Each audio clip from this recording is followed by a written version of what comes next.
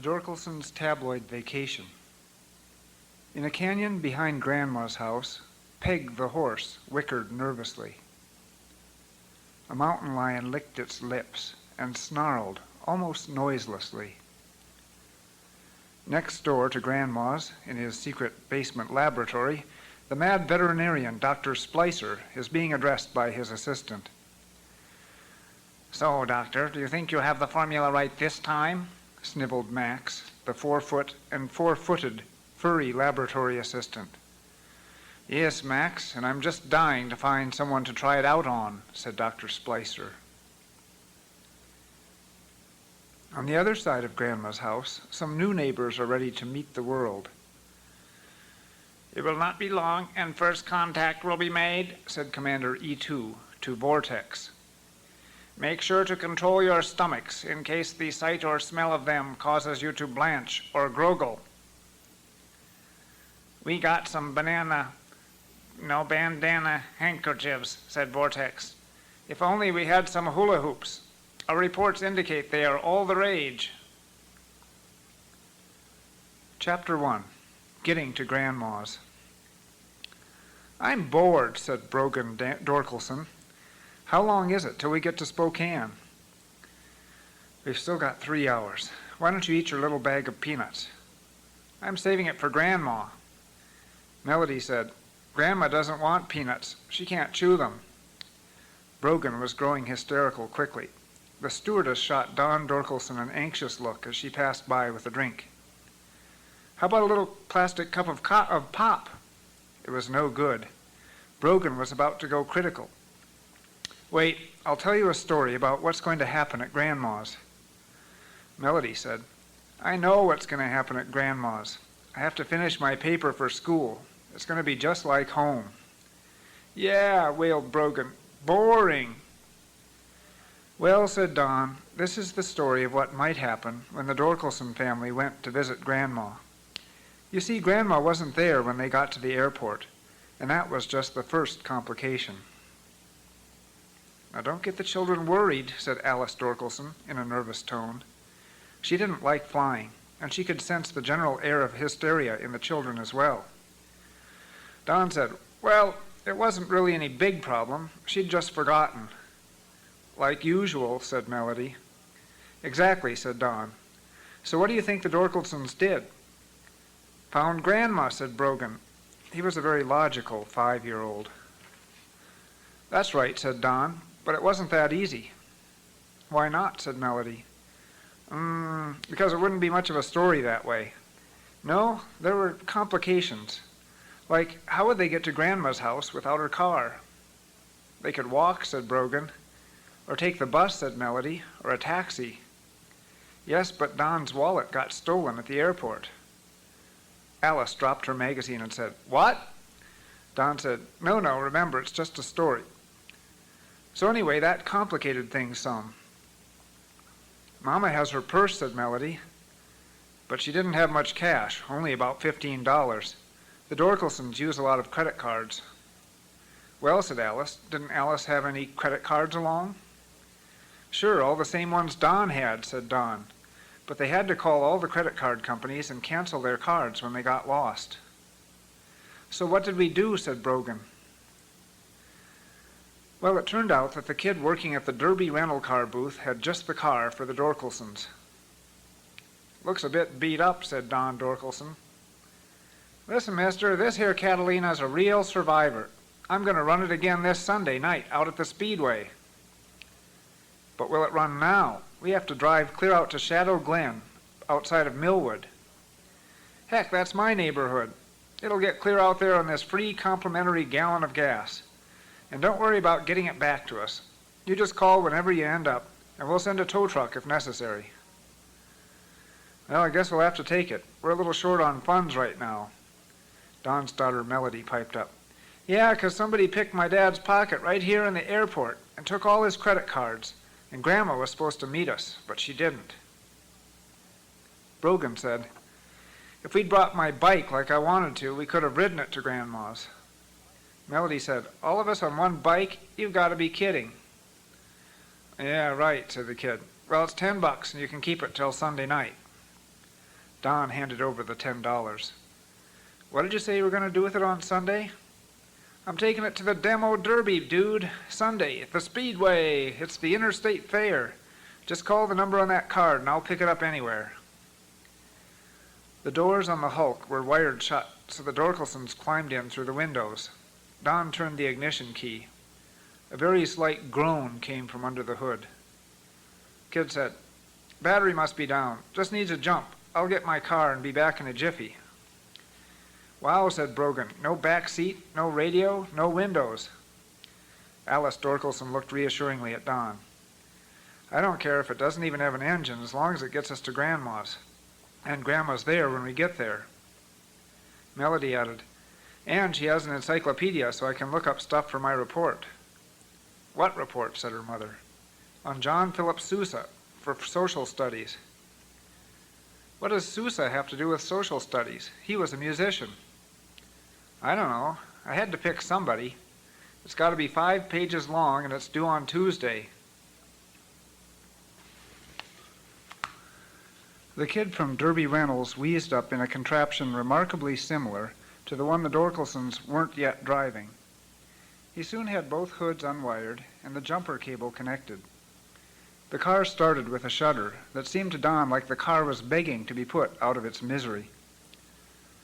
"Just don't shut the car off till you get where you're going, and you should be fine. And remember to call that number if you have any problems." The kid drove off in a cloud of blue smoke. Don said, 2 days for $10. I guess you can't go wrong." Brogan asked, "So where do you think Grandma is?" Grandma was in her red, late-model sports car, heading for the bank with a modestly dressed young woman who was wanted in 5 states for forgery, embezzlement, and heinous swindling of sweet little old ladies. "I'm certainly glad you could help us on this investigation, Mrs. Dorkelson. The bank has had such trouble with its employees. It's so hard to get good help nowadays." "I always say them that does best by themselves," said Grandma, slightly testily. "Just so," agreed Norma Smith smoothly. "And I'm sure you'll do just fine by yourself in helping us to catch the dishonest bank teller. Now you remember exactly what to do?" "Of course.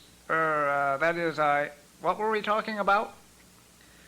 "I keep thinking that there was something I was supposed to be doing this afternoon." "You go into the 3rd teller from the left and tell her you want to withdraw all your savings in cash. If she raises a fuss, you'll know she's the one we've been worrying about. Just stick to your guns and they'll give you the money. And I'll be waiting right outside here to keep it safe when you exit." "Guns?" said Grandma. "You don't expect me to rob it?" "Of course not. But we need you to catch the thief. Now here's the bank. You know what to do." Melody said, "Say, Dad, that red brake light is on. What does that mean?" "Oh, that means I probably forgot to put off the emergency brake when we started going." "Nope, it's not that. I guess it means we have trouble with the brakes." He put his foot down on the pedal. "Whoops, no brakes." "Thank goodness we're on the freeway instead of a regular road with stoplights," said Alice, looking on the bright side. "At least we can coast to a stop on the shoulder." "Hey, look," said Melody. "Construction ahead. Form 1 lane." "Well, here goes nothing." He took his foot off the accelerator and their car gradually slowed as lines of traffic began to converge. Unfortunately, the bumper of the car in front was rapidly approaching them. "I'm going to have to drive on the shoulder." He swerved off onto the shoulder, which was narrowing into a barricade in the immediate future. "Well, there's always the ditch," he said, as the car veered off into the grass and slowly settled to a stop. There was a period of stunned silence. Alice finally said, "At least Derby Reynolds offers free towing." "Wow," said Brogan. "Can I ride in the car when they tow it?" "So what do we do now?" said Don. Melody said, "Look, there's Grandma's bank. She took me there the last time we were here. We could probably walk to Grandma's from here." Don said, "That's great. Let's just get somewhere where we can call that kid from Grandma's so he can tow this wreck away." "I never knew you could be cheated out of anything for $10, said Alice. Melody shouted, "That looks like Grandma's car there at the bank." "Well, there's lots of cars like Grandma's around," said Brogan, "and it's sure not Grandma sitting in it." Meanwhile, in the bank, Grandma was in line to check out her life savings in cash to give to Norma Smith, when she looked up at the clock and remembered that she was supposed to pick up her family at the airport. She rushed out to the car and jumped in, just as her family was looking at the car from across the fence in the ditch. "Hey, look," said Melody. "It is Grandma's car, 'cause there she is. Grandma!" The Dorkelson family crawled out of the wired doors and hurried over to the freeway fence, just as Grandma's car careened past them, oblivious to their shouting, and they watched helplessly as she entered the freeway headed back towards the airport. Brogan said in a small voice, "I wonder where she's going." "And who was with her?" said Melody.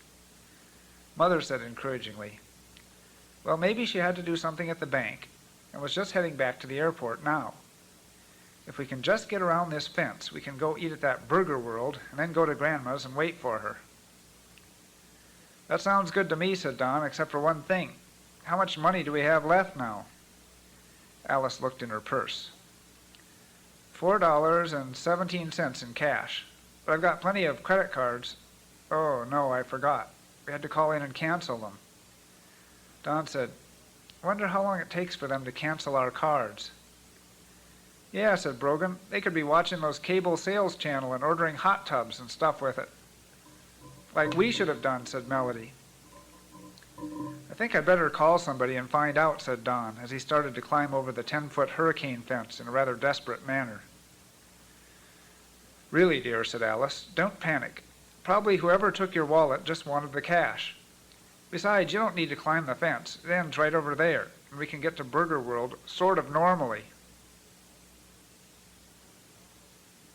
Out at the airport, Morton P. Throgmorton was enjoying a drink at the Skyways Lounge to celebrate his upcoming vacation for two to the Bahamas, which he had just purchased with the Dorkelsons' credit cards. He'd requested the TV to be changed to the cable sales channel so he could be ready in case other purchases sounded reasonable, although really he thought he was too miserable to contemplate buying much.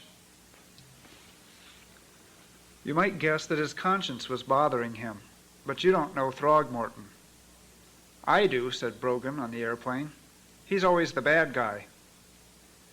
"You're right. He was only lamenting that the deluxe package tour that he purchased with the Dorkelsons' credit card was for two people, and he had no one currently to go with him.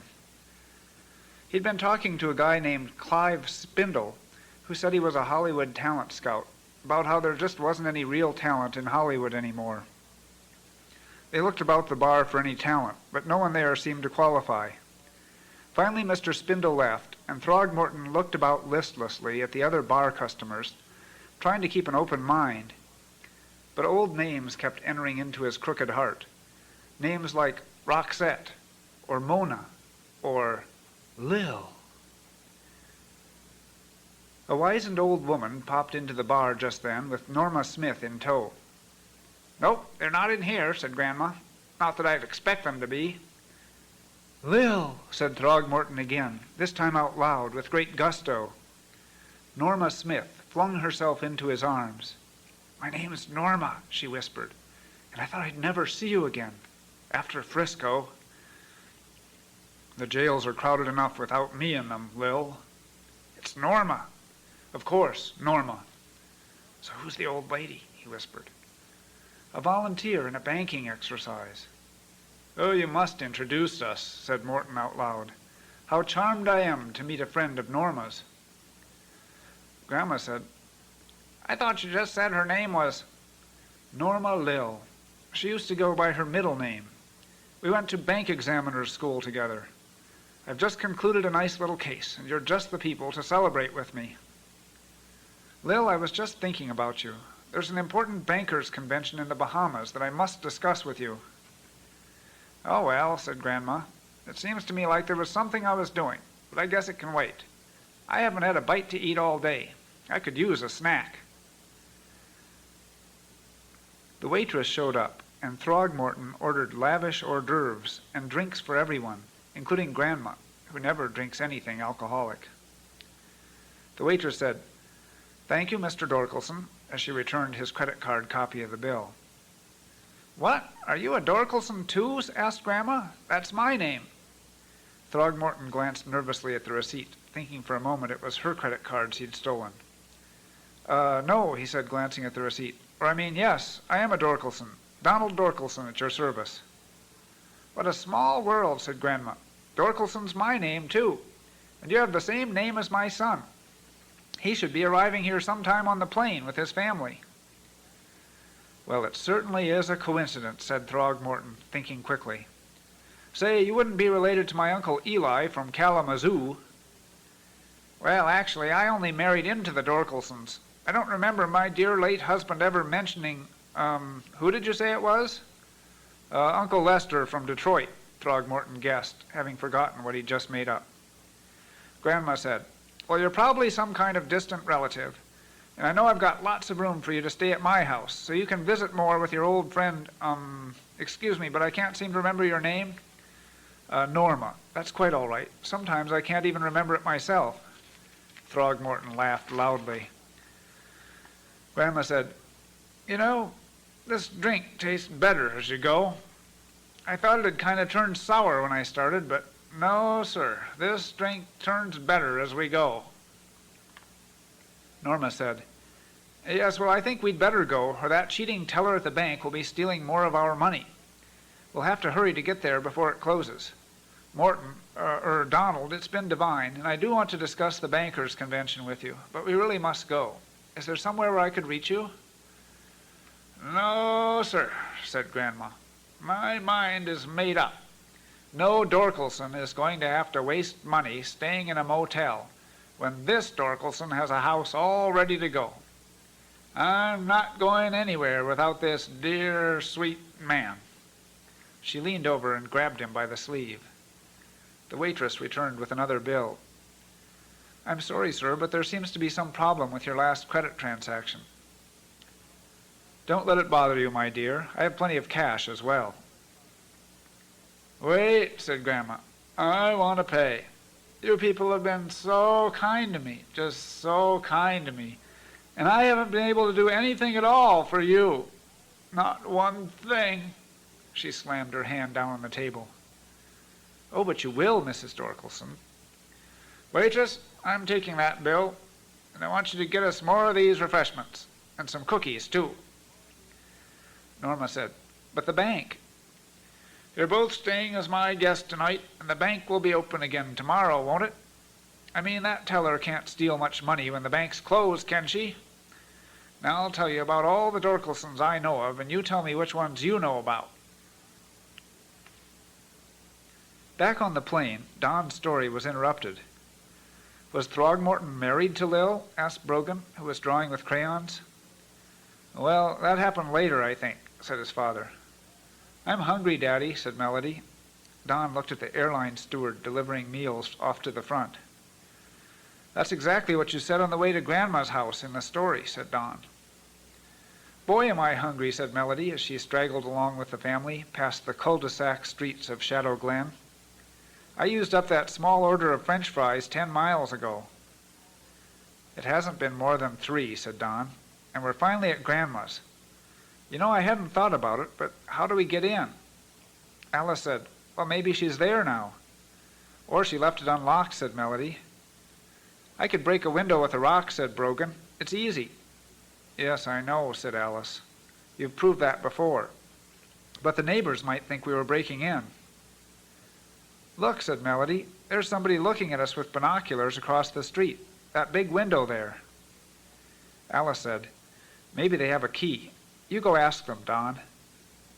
Don went over and rang the doorbell. The lights went off inside the house. He rang it again. 3 faces peeked out of 3 different windows. After a long wait, the door opened and a little girl appeared. "You need something?" she asked.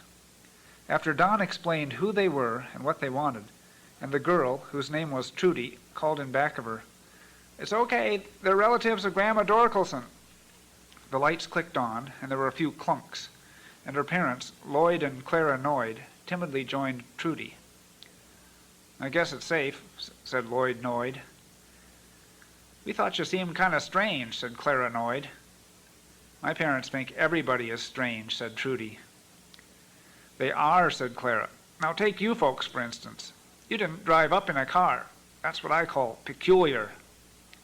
The car didn't make it this far, said Don Dorkelson. Why not, said Lloyd. You figure somebody did something to it? Oh, they did all right, grinned Alice. Somebody did lots of stuff to our car. That's what we mean about people being strange, said Clara, doing all kinds of weird things. Like, do you hear that sound?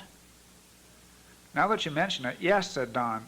It sounds kind of like somebody choking a dog to death.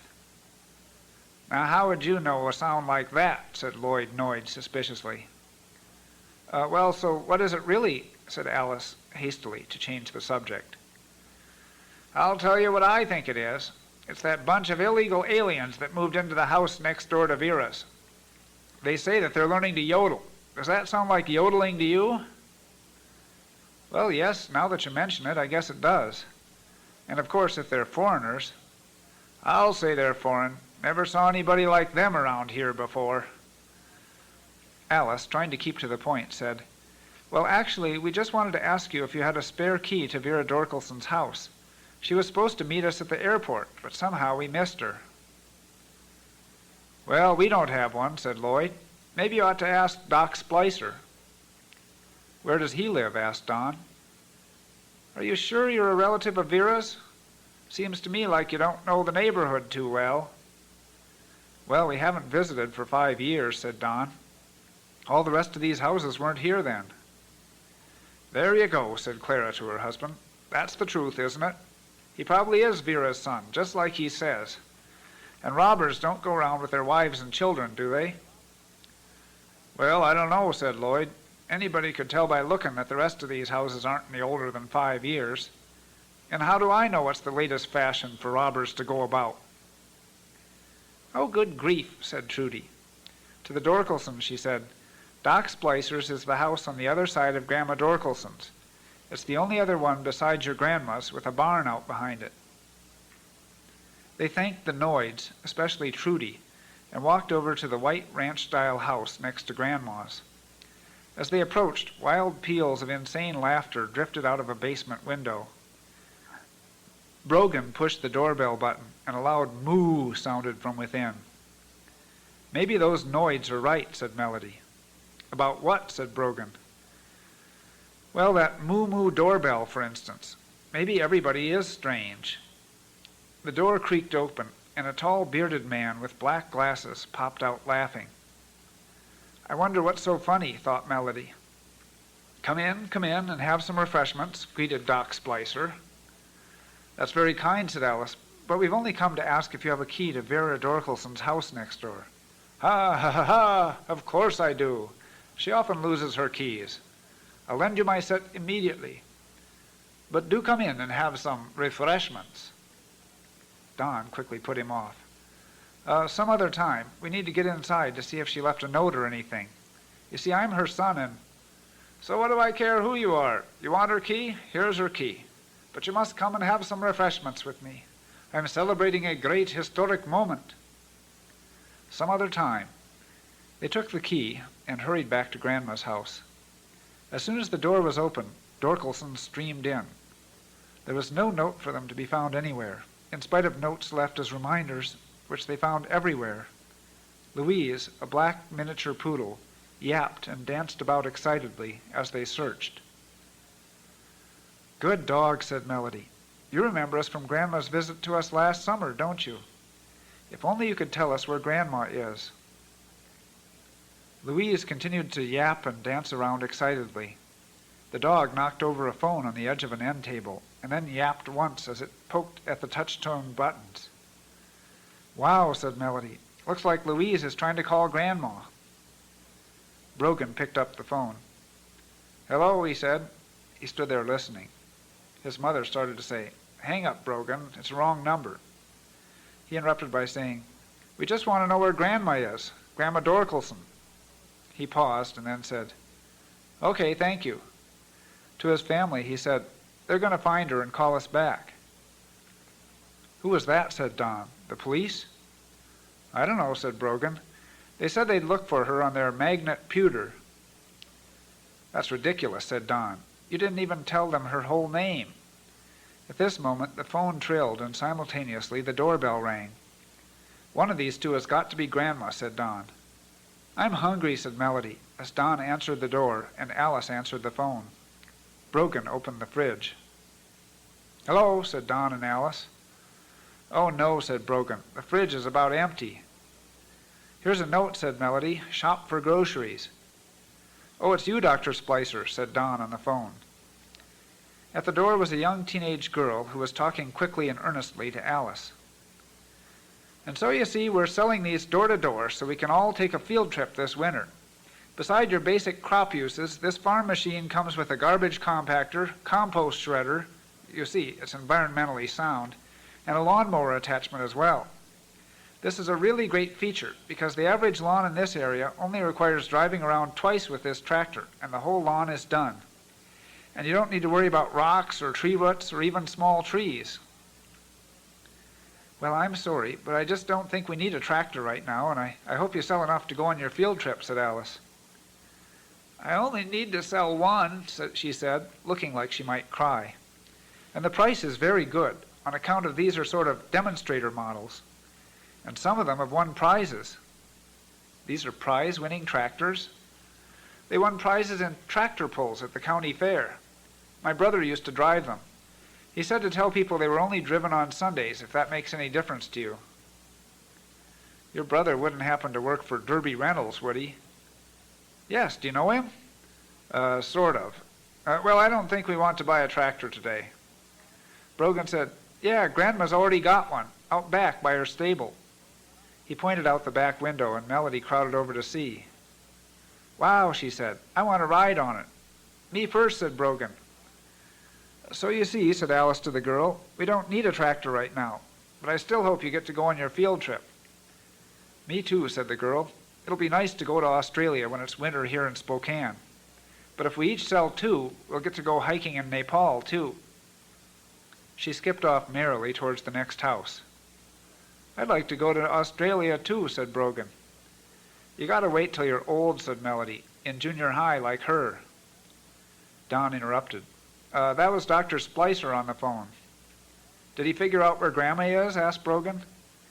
No, he just said he forgot to tell us to tell Grandma that her horse is ready next door. When did she get a horse? Said Alice. What's it ready for? Said Melody. Well, he said it had been attacked by a mountain lion out in the pasture, but he treated all the cuts and gave it some kind of tonic. He said to tell her that soon her horse will be flying across the fields again, feeling on top of the world. Then he laughed that crazy laugh of his for a while and hung up. I think he just has a nervous laugh, said Alice. He can't help himself. He seems like a nice enough fellow. But you won't believe who it was at the door. It was the sister of the kid who rented us that clunker car, selling farm machinery door to door. She started laughing to herself. I hope you didn't buy any, said Don. With what? She began laughing hysterically. Don't worry, said Melody to Brogan. She just has a nervous laugh and can't help herself.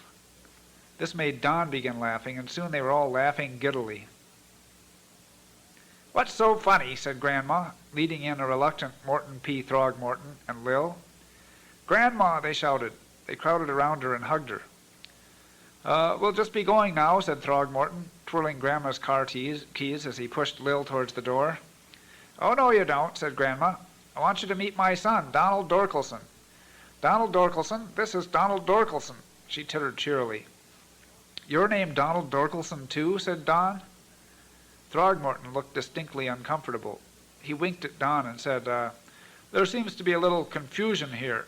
My name is Morton P. Throgmorton, Elderly Touch Financial Services.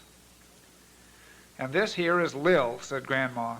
She was helping me do something, but I don't quite remember what it was. Lil said, yes, well, we really must be going now, right, Martin? And I said, there's plenty of room to stay here at my house. Where am I going to sleep, Grandma? Said Brogan. Melody could count well enough to see that 7 people would be quite a crowd in Grandma's 2-bedroom house, but she kept silent. Anyway, the telephone rang again. Melody answered it. Just a minute, He's right here. It's for you, Brogan." Don and Alice exchanged puzzled glances. Throgmorton and Lil exchanged significant glances, mostly towards the door. Louise the dog glanced at Grandma.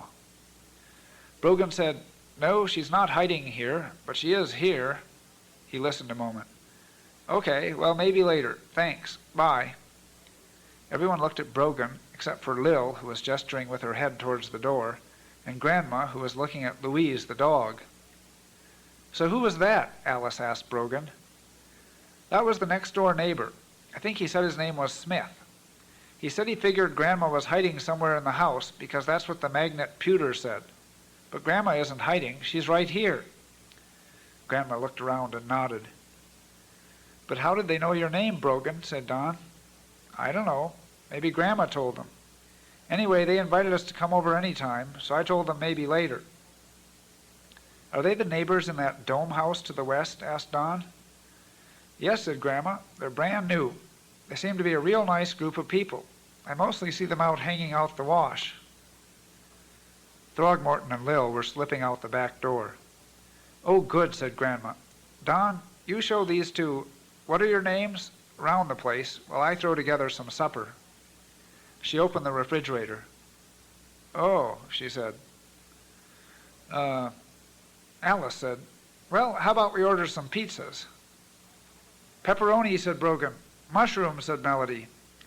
"Anchovies and pineapple," said Throgmorton with a shrug of resignation. Louise knocked down the phone and pushed a memory button. "Woof," she said.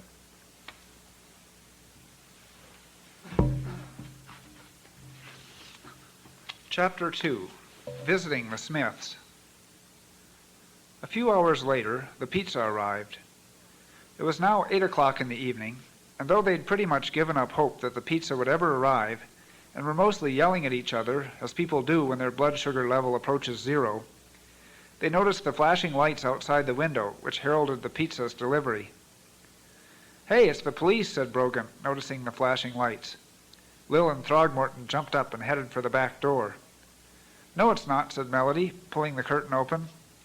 "It's a tow truck with its lights going, and it has our car."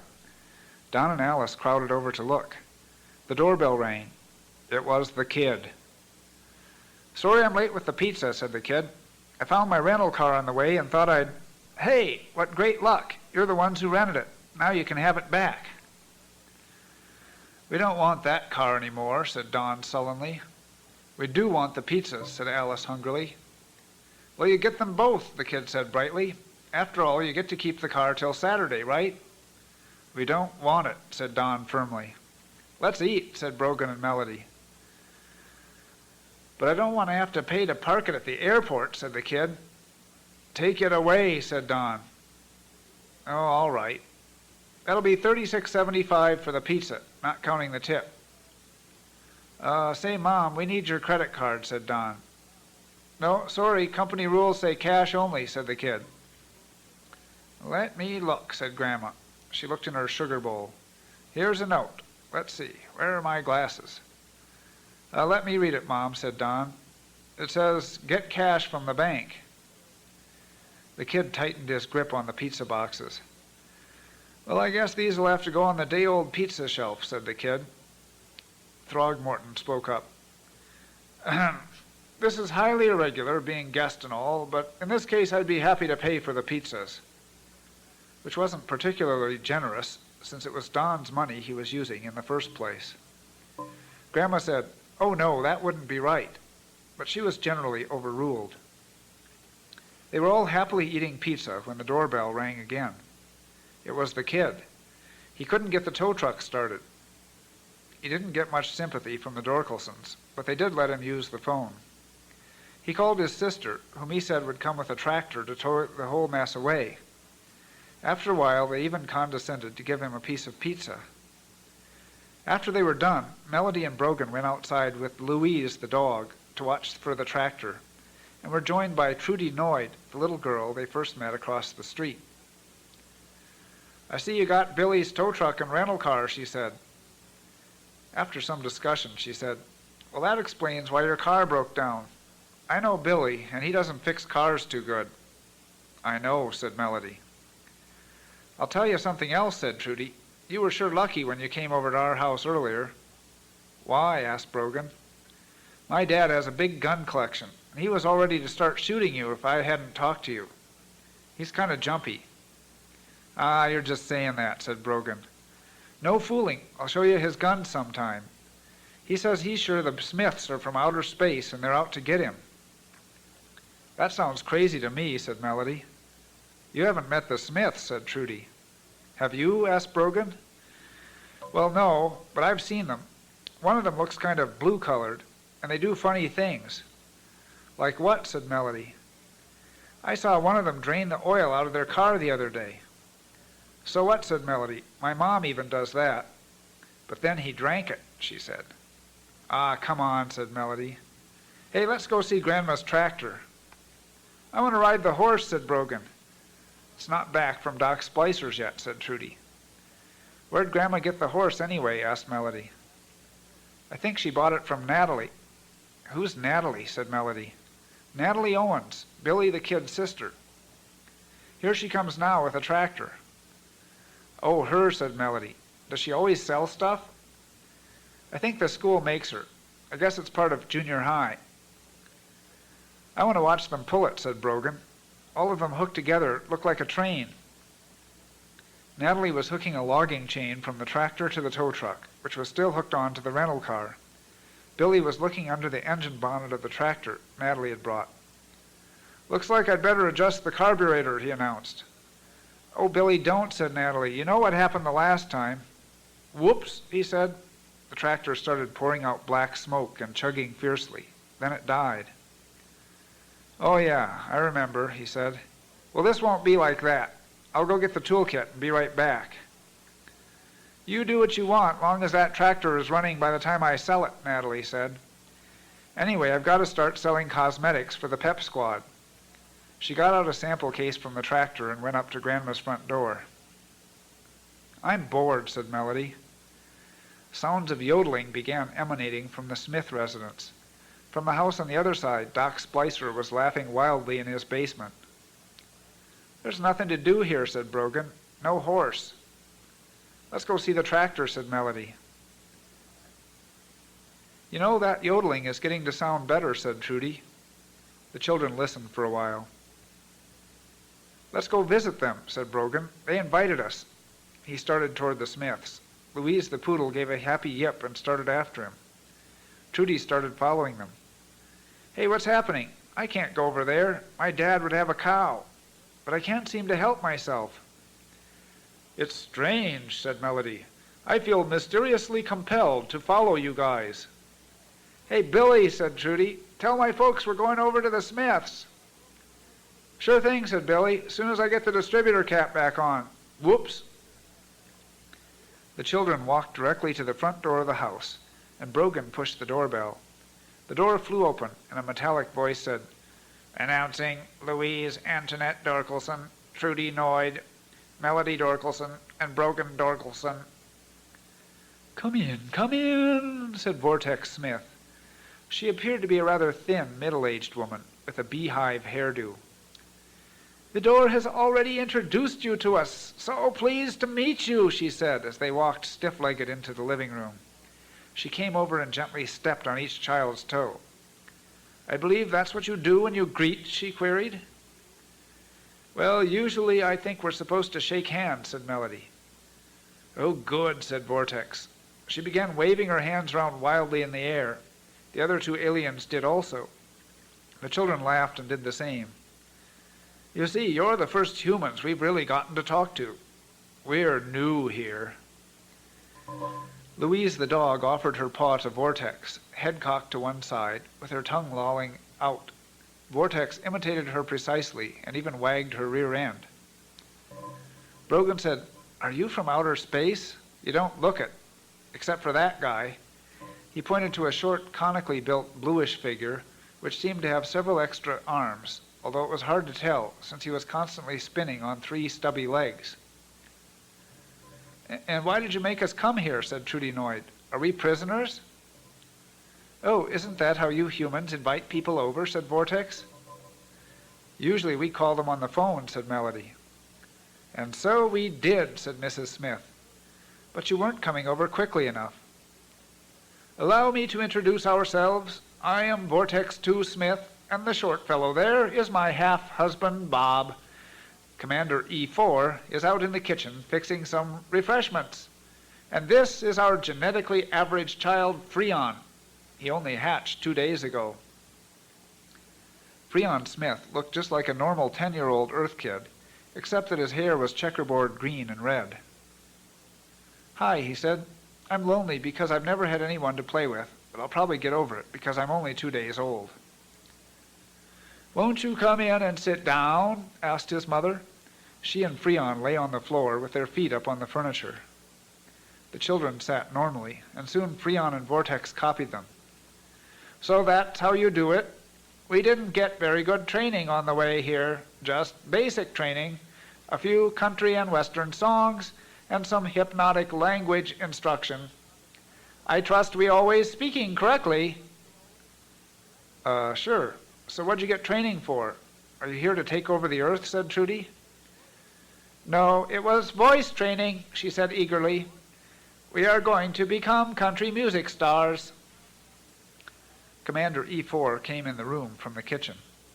Commander E4 was in a sort of floating bathtub with a built-in TV at the foot.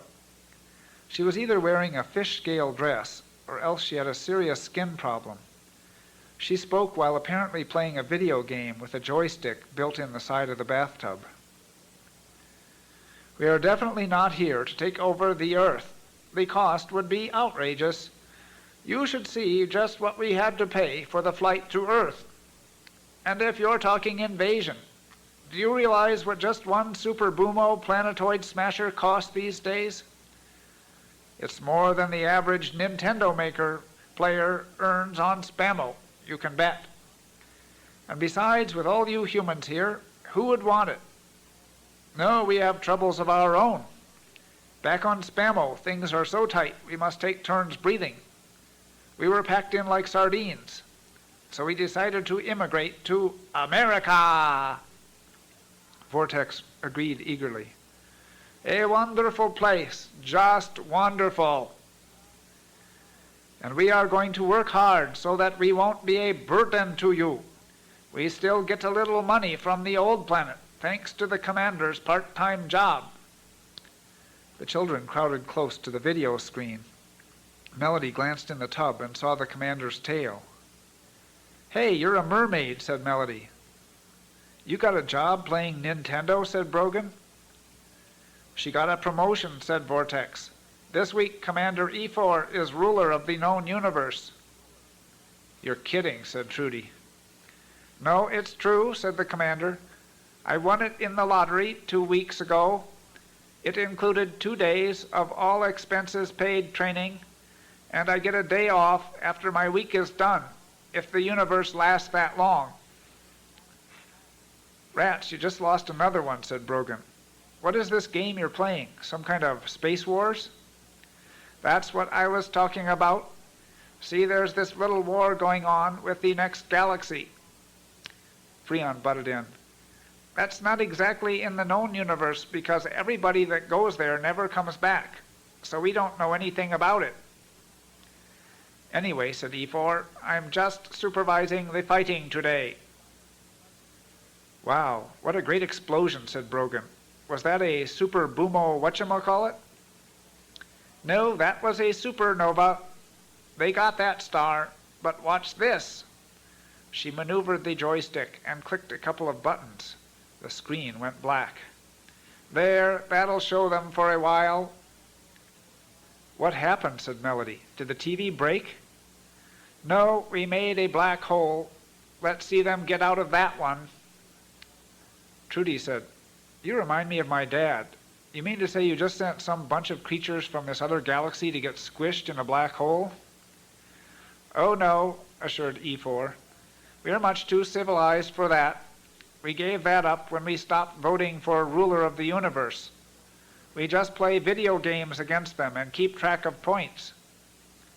Melody said, "But what about all those people that went there and never came back?" Freon piped in, "Mom says they just don't want to. Right, Mom?" After all, we were glad enough to leave Spamo. I expect they were too. I only hope they find a planet as nice as this one. And just think, soon we will be country music stars and everything will be wonderful. Oh, well, said Trudy, you don't quite look like the average country singers that I've seen. Wait till you see us in our costumes, said Freon. Oh yes, said Vortex, we will get all gussied up in our rhinestone-studded cow-person suits, and you can tell us how we will wow the audience. Sure, said Brogan. Can I play the video while you're getting ready? Melody said, Brogan, that's not just a game. The fate of the known universe hinges on that video screen. The fate of the known universe hinges on that video screen. Oh, let him try it, said Commander E4. They probably won't work their way out of the black hole for a while. But if they do, just go ahead and play them. If you do well, maybe you can put your name in for the next week's lottery. The short spinning little top, named Bob, finally spoke up. I think I'll just go see if there's any more oil in the kitchen. That's the one that changed the oil, whispered Trudy to Melody. I believe you now, whispered Melody. Suddenly the bathtub was empty.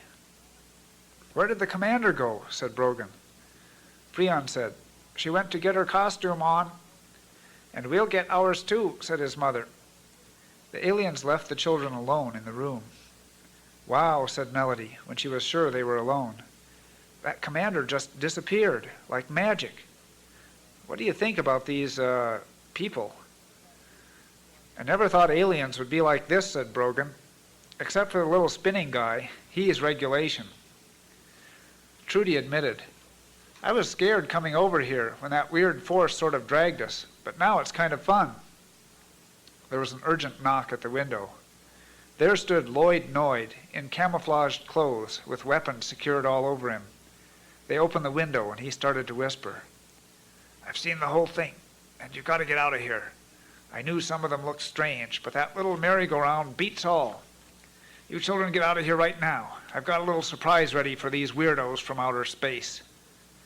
No, Dad, said Trudy. They're kind of nice, and you should meet them. And let them perform some kind of weird experiments on me like they were going to do with you? Stick you in the bathtub with that big fish or something? No, you kids get out of here. I know what these creatures need. Hot lead. Oh, come on, Dad. Wait a minute. I know how shy you are with strangers, Dad. Come on in. You can hide in the closet like you like to. And then you'll see that they really aren't so bad after all. That's great thinking, Trudy. I'll hide in the closet, and when I've heard enough, I'll shout, down, and you kids fall to the floor while I make it clear what creature it is that rules planet Earth. Ah, Dad, said Trudy, but she was interrupted by the sounds of the aliens returning. Her father dashed into the closet with the door cracked open. They came in singing, I felt so blue and lonesome when you said goodbye. The lonesomeness is gone now, but the blue's still in my eyes. Not just their eyes, thought Brogan. They were wearing matching red checkered shirts with red bandanas at the neck, except for Bob, who didn't have a neck, and rhinestone-studded blue jeans. Commander E4 reappeared in the tub with special jeans with only one leg, taper-fitted to her tail.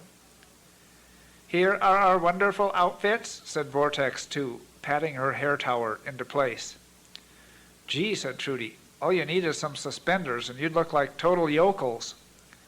Suspenders? What are suspenders? Have you developed suspended animation? Asked Bob. No, they're just some stretchy long things that go on your jeans and over your shoulders. Well, if you have shoulders. They hold your pants up, Trudy said. That cone shape of Bob's, his pants couldn't come down no matter what, said Brogan. He must take 'em off over his head. What Trudy means is they need suspenders to finish their costumes, said Melody. Costumes, yes. It is essential that we have successful costumes to be country music stars, said Vortex. Where can we get these suspenders? Asked Freon. None of the children knew. We must have them, said Commander E4. We don't have many dollars, just a few we earned with a neighborhood mail-order computer sale. but we make diamonds in our spare time and can trade them for some of these suspenders. Everything must be right for our opening as music stars." The video screen on the bathtub became active again, with lots of wormholes appearing all over it. "Creeble! They used wormholes to escape the singularity. I will fold them up in a space warp so tight they will think they are crumpled paper." Lloyd Noyd listened intently to E4 from the closet. Bob started to make a fizzing sound and left to go to the kitchen. The children watched raptly as E4 handled the controls. Vortex called after Bob. "Really, you should not have any more oil tonight, Bob. You know it makes you slippery." "Skibble, spot, napk," said Bob. "Oh dear," said Vortex. "Too late." Commander E4 maneuvered the controls on the bathtub. "We will scramble you, shuffle you, garble you, and blorgle you." Lloyd Noyd was becoming very nervous. He thought Commander E4 was talking about the children, or possibly even the whole United States of America. He was just pondering when to blast all the aliens when the doorbell rang.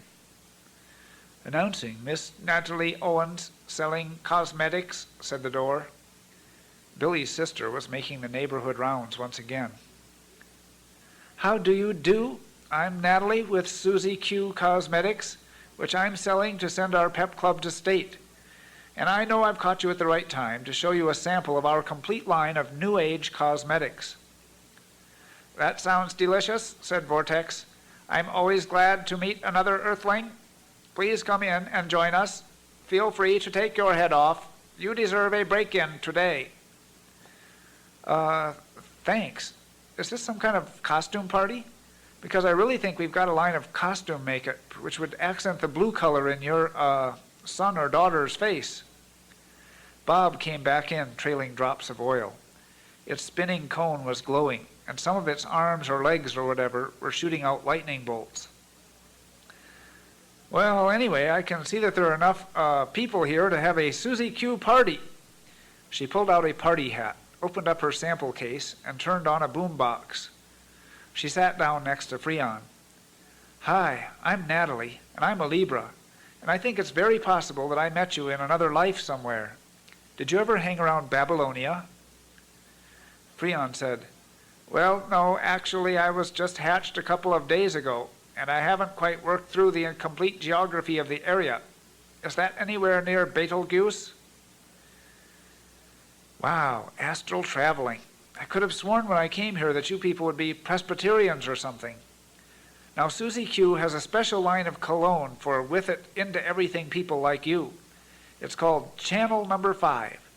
Here, catch the scent of that myrrh. Doesn't that take you back to Samaria?"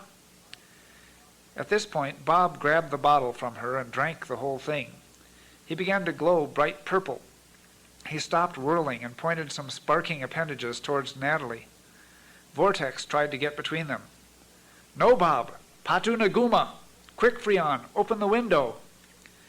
Freon opened the window facing the backyard, while Vortex nervously guided Bob towards the window. The children followed warily and watched as Vortex pointed toward the large tree outside. Bob was now making a loud humming noise and flashing orange and purple alternately. "The tree, Bob! Fatu Nagorga!" There was a blinding flash, and when they recovered their sight, Bob was back to his normal spinning self. "Hey, the tree is gone," said Melody. "Awesome," said Brogan. "And then some," said Trudy. "I've seen enough," shouted Lloyd Noyd as he popped out of the closet. "Kids, hit the floor. I'm going to nail these weirdos." He leveled his assault rifle at the aliens. The children dropped obediently to the floor. E4 pushed a button on her bathtub, and the aliens all started laughing. "Wonderful! Such a treat! You brought us an assassin for our closet? How thoughtful of you," said Vortex. "Just like home," said Commander E4. "Okay, this is it," said Lloyd Noyd. He pulled the trigger. Nothing happened. He charged towards them with the bayonet. E4 touched another button, and he froze in mid-space. "Wow, can I keep him?" said Freon. He's my father," said Trudy sheepishly. That's fine, dear, said Vortex. No, Freon, you see, he belongs to Trudy. Maybe she'll let you play with him sometimes, though. What's going on? Asked Melody. Where's the tree? Asked Brogan. It's simple to explain, said Vortex. Bob just got a little too much oil, and he had to get rid of a little excess energy. We would have moved that tree sooner or later anyway. Freon said, Trees make us very nervous. But what's happened to my dad? Commander E4 said. I imagine he got frustrated when his bullets wouldn't work, so he tried to stab us, and of course that's not allowed, even if I wasn't ruler of the known universe. So he's just in suspension while the biomagnetic computer works over his thought processes. Does that hurt? Of course not. He'll just be a kindler, gentler human. We do this kind of thing all the time. Yes, said Freon. Don't be surprised if you see the roof of our garage pop open tonight. We like to go out in our Galactic 8 Star Cruiser and abduct humans. It's just a hobby, said Vortex. We usually overwhelm them with peaceful thoughts and make their cars stop on isolated back roads and turn on our flashing colored lights on our cruiser and watch them float up into the entry hatch. Freon said, Then we conduct weird scientific experiments on them and erase all their memories of it, except for dreams, of course, and then return them just like new to their cars.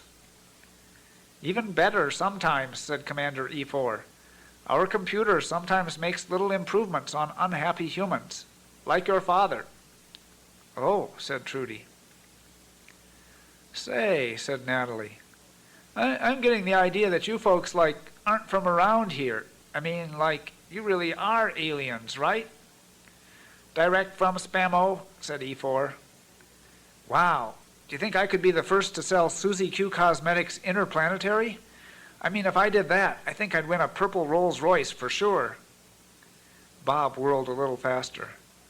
I take it 32 bottles of cologne, please? No, you don't, Bob. You know we don't have much of the local money yet, said Vortex. Trudy's father suddenly became mobile again.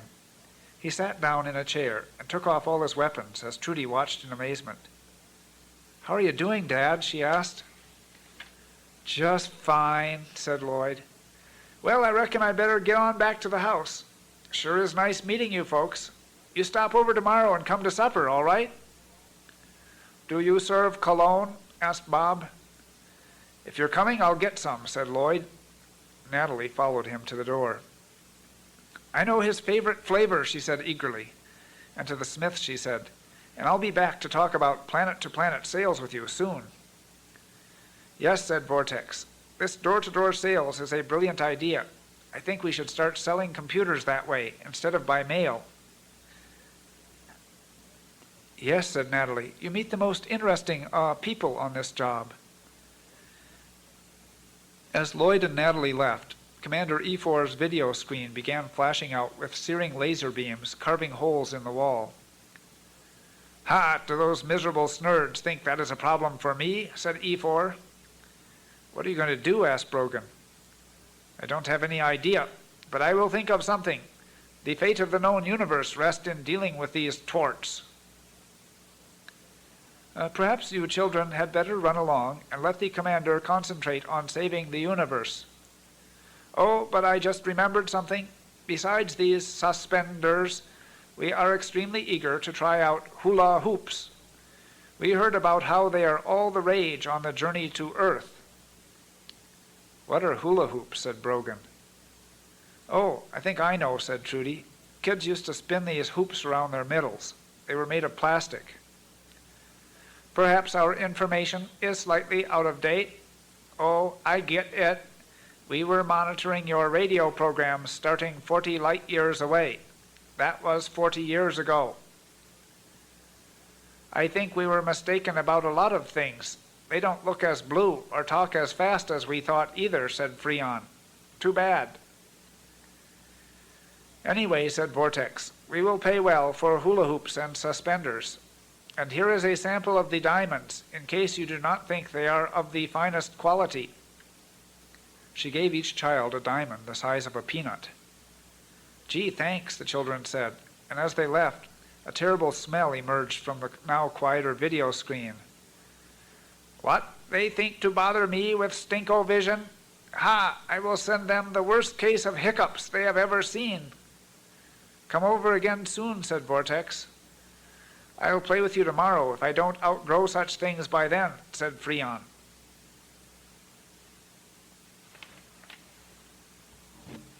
Chapter 3. Meanwhile, back at the ranch house. "There now," said Grandma. "You and Alice can sleep in the washroom on that pile of old rugs. I'm sure you'll be snug as a bug, tee-hee. And, what's his name can sleep in the guest bed, and my friend Norma, I'm sure, won't mind sleeping in bed with me." "But what about the kids, Mom?" "Who? Oh, the children. Well, they can sleep on the living room floor. Oh, it'll be a bit crowded, but we'll manage. I remember that one time when we had the family reunion here, back in, let's see, when was that family reunion? Were you born yet, Darrell?" "I'm Donald, Mom." "Of course you are. You always have been. Darrell and I named you ourselves." "Which family reunion are you talking about, Mom?" "Are we going to have a family reunion? Lands, it gets so crowded around here when we have one of those. You can't hear yourself think. Sounds like fun anyway." "Say, how did you come to know Norma anyway? Some kind of business deal?" "Now let's see. Oh no, not business. I'm just helping her out with a banking investigation." "You know, Mom, that makes me kind of nervous. I've heard of swindlers posing as bank examiners." "Oh, lands, no, she's not a swindler. It's a teller at the bank that's the crook." "Well, I think you'd better leave that kind of thing to the police. I don't trust that pair any farther than I could throw them." Throgmorton and Lil entered the room. Morton was eyeing silver candlestick holders, while Lil was noticing where Grandma hung all her keys. "Well, here they are now," said Grandma. "I was just thinking about playing a few hands of cards, since I've got company." "Do you play cards?" she said to Throgmorton. "Oh, yes, I never turned down a game." "Oh, good," said Grandma. "We'll play Old Maid. I do love a few hands of cards in the evening." "Oh, I was thinking about something along the lines of a friendly little game of poker," said Throgmorton. "Ha ha, of course you're joking," said Grandma. "After all, poker is gambling, and gambling is a sin." "Oh," said Throgmorton. "You learn something new every day," said Lil. "I'll fix some refreshments. You do like high C?" "I don't know," said Throgmorton. "I've never had it. Is it like a high ball?" "You learn something new every day," said Lil. They launched into a few merry hands of Old Maid. By the end of the first, Lil was yawning profusely. By the second, Throgmorton was looking around desperately for an excuse to quit. He had just pleaded for the third time that he should quit to go to bed. It was only 8:30, Grandma countered, when Melody and Brogan returned from visiting the Smiths. "Wow," said Brogan, "did we have a great time at the Smiths. They have a video game and I almost got to try being ruler of the universe and—" Melody broke in. "There's a boy about our age and Trudy's father came over and—" Now," said Grandma. "That's nice you get to meet the new neighbors, and I'm sure you had fun playing those video games. But you know I just can't stand hearing about all that video foo-for-ah. And here you are interrupting our card game with our guest." "But Grandma," said Brogan, "the fate of the known universe rests on whether Commander E4 can counter the other galaxy's stinko-vision." "Well, I tell you what," said Grandma, "I'll listen to the whole story after your teeth are brushed and you're ready for bed." "But Grandma," said Melody, "look at this diamond they gave me." Lil's eyes suddenly lost the lackluster haze they had since the second game of Old Maid. "Let me see that," she said, grabbing the stone out of Melody's hand. "They said they have lots of them. They want to trade for suspenders and hula hoops." "Hula hoops? I haven't seen one of those things for years. Remember when you got one back in let's see, was it 56? Oh my, finally everybody had one. Lands, it seems to me that Hubert Toffler dumped a whole crate of those out the creek bed up in the back of our quarter section. You remember Hubert Toffler. He used to have the Woolworth store down there in Millwood. Now I hear those hula hoops are collector's items." "They'll trade for diamonds," said Brogan. "It's just like my baseball card collection," said Donald, who wasn't taking the conversation very seriously. "If I'd kept all the cards I had from when I was a kid, you could bet I could buy all the bubble gum I wanted now." "I didn't know you liked bubble gum, Dad," said Brogan. "Who gave you this?" said Lil, cradling the diamond in her palm. "Up to bed with you now," said Grandma. "You're interfering with our game." "The next-door neighbor," said Melody, snatching the diamond before Lil could clutch it, and darting off down the hallway, saying to Brogan, "I'll beat you to the bathroom." That statement effectively ended the card game, since a fight broke out between Brogan and Melody in this perpetual war, which took the full attention of Don and Alice, as well as a lot of extra advice from Grandma in order to get the children settled into bed. One result of this skirmish is that no one asked the children any more questions about their visit to the Smiths. This was unfortunate for the Dorkelsons, who usually enjoyed discussing the children's day at bedtime. However, it proved to be doubly unfortunate for Lil and Throgmorton, who neglected to ask them certain important details about their experience. "Don't you think we should take a little walk to get some fresh air, Lil?" said Throgmorton. Lil was thinking about how to get the diamonds away from the soon-sleeping children, and couldn't imagine Throgmorton taking a walk. Throgmorton, she thought, who generally lived in the smoke-filled and stale beer environment of the tavern. Why would he want fresh air? "Are you crazy?" she said. He grabbed her by the elbow and headed out the door with her. "We must case the neighbor's house at once," he whispered. "You heard that meddling son of hers talk about swindlers. I want to be gone by morning, and I wouldn't mind taking a few diamonds when I go."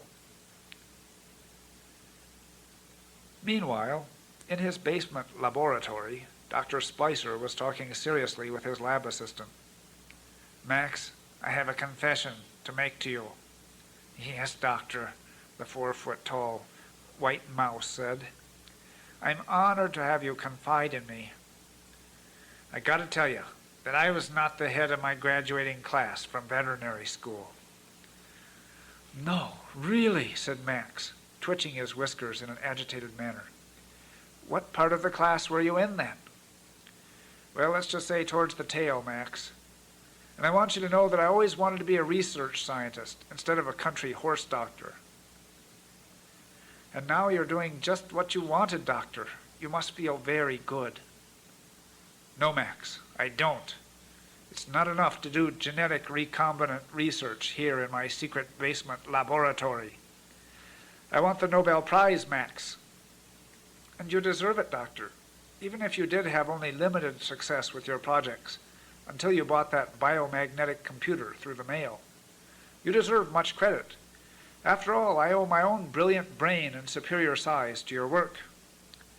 "Yes, and there's not a larger white mouse nor a smarter one in any research establishment on Earth."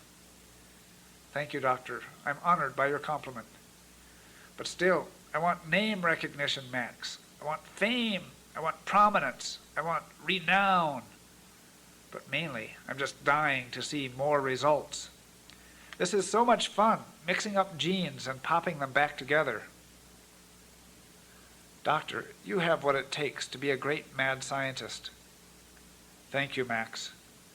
But occasionally I question whether your research is totally ethical." "Ethical schmethical. What I want is some more live meat to try out some of these new genetic extracts you've been producing for me. I'm so eager to see what happens to Mrs. Dorkelson's horse, for instance. And this rhinoceros tusk extract is positively intriguing." "Yes, Doctor, I feel that such an extract could help stop the extinction of rhinoceroses by poachers and—" A loud moo was heard overhead. Max went scurrying away through a 2-foot round hole in the wall. "Ah ha ha ha ha! Visitors," said Dr. Splicer. He rushed upstairs, carrying the rhinoceros tusk extract with him. Outside Dr. Splicer's door, Throgmorton allowed himself the luxury of a maniac laugh himself. "Mwah-ha-ha-ha! Look, no alarms, just an ordinary suburban ranch house. This will be a piece of cake. We just have to convince this nut that we have a good supply of suspenders and hula hoops, so we can see where he keeps the goods. Then we bag the swag, and by morning it's zoom to the Bahamas. Ah ha ha ha! Welcome, welcome! I'm so pleased to meet you. Come in and have some refreshments. It wouldn't be high C by any chance, said Lil. You want high C? I'll see what I can do. Let me explain what we're doing here at this late hour, said Throgmorton. Who cares? I'm so pleased to have you here. Honored, in fact. I never know if someone I meet might someday help me to win the Nobel Prize. You must have some refreshments. Well, really, I just wanted to tell you, in case you're interested, that I've heard how you're interested in hula hoops and suspenders, and I assure you that I can get you a very good supply of them, no questions asked. You mean I can't ask you any questions, said the doctor. Certainly you can. You just said no questions. I meant that I wouldn't ask you any questions about what you might want these things for.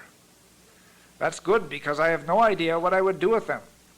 But I do wish to ask you some questions, since I like to follow up on my research. But first, the refreshments. He went out to the kitchen, and Throgmorton and Lil immediately began moving pictures and searching the room for any place one could hide diamonds.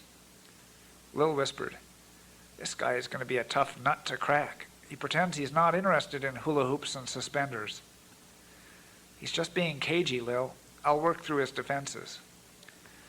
As the doctor re-entered with 2 glasses of orange drink, Throgmorton was just moving aside a large painting. Ah, ha, ha! I see you like my walls. Here, drink heartily, and I will ask you my questions. He got out a clipboard. Do either of you have a history of heart palpitations, bronchial secretions, or whooping cough? Well, no. Do you have trouble sleeping nights? Only when I have to stay up and do business. Where can I locate you in 24 hours, and what is your daytime phone number? Well, we're going on a business trip tomorrow to, Alaska. Oh, what a shame. I was hoping I could see you again. I tell you what, here's a stamped, self-addressed postcard. I insist that you drop me a note to say how you are doing. Well, that's most kind of you, Doctor. Now, as to the business of hula hoops and suspenders, I do have a very good supply, and I understand you'd like to trade diamonds for them. That's a most interesting understanding that you have. That's the impression the children visiting next door gave me. Children? What do I know about children? Ha ha ha! Mwah! Laughed Throgmorton, who always enjoyed a good lunatic laugh. No, you must laugh like this, said Dr. Splicer. Ah ha ha ha! Mwah ha ha! Less moo. What do you think I am, a sick cow, said Throgmorton. The Throgmorton laugh is unique.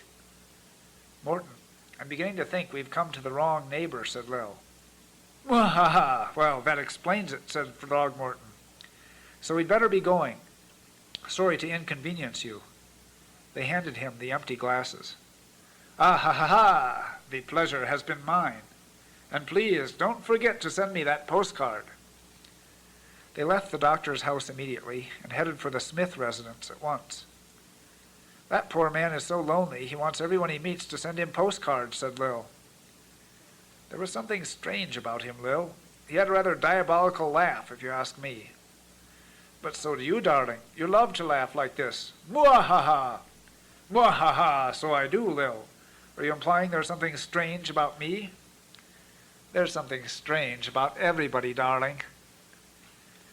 This was especially prophetic, considering that she had not yet met the Smiths. Nor were they destined to on this particular evening.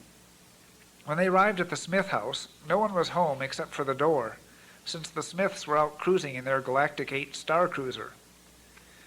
The Smiths are currently out, said the door.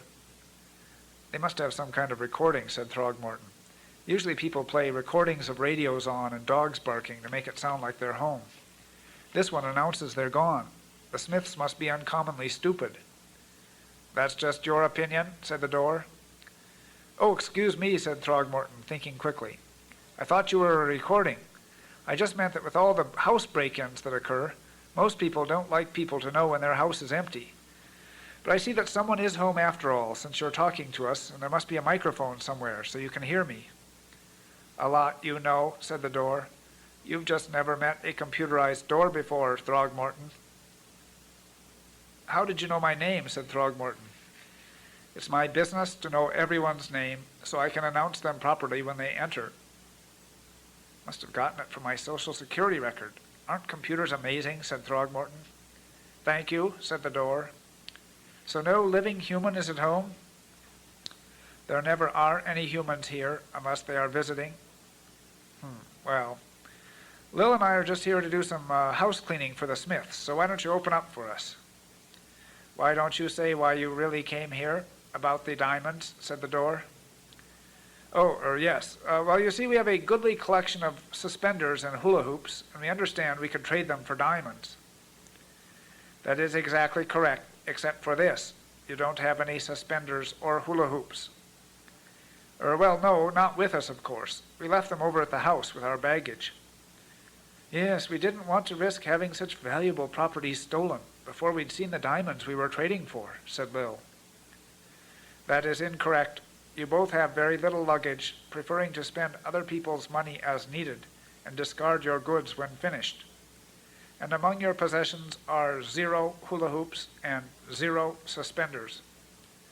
Well, that's true, but we know where to get some. No, you don't, said the door. And judging from your character assessment inventory, I don't think I'd let you in, even if the Smiths were home. Not even if we found some suspenders or hula hoops? In that case, yes, then I'd have to.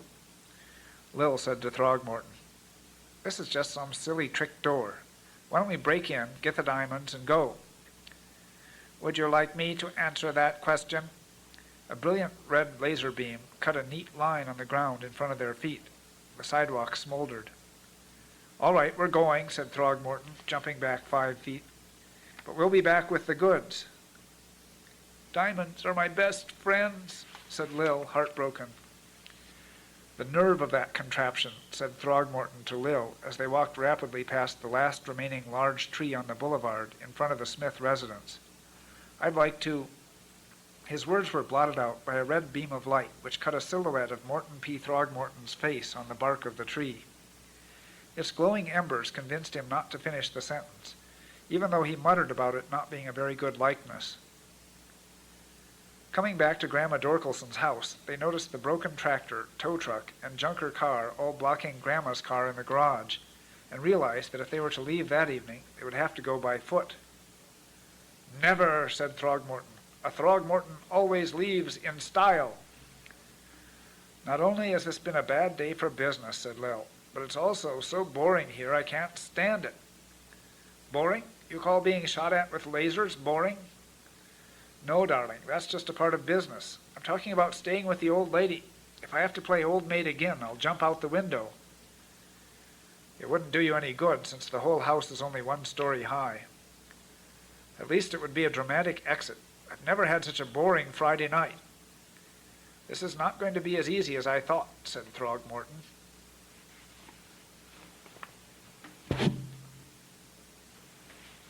Chapter 4. Another boring day at Grandma's.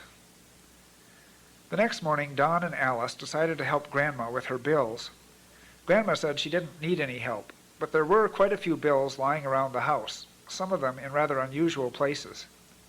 Once they started, Louise the dog helped ferret out bills from under sofa cushions, inside the closets, behind the toilet, bringing them to Don and Alice by the mouthful.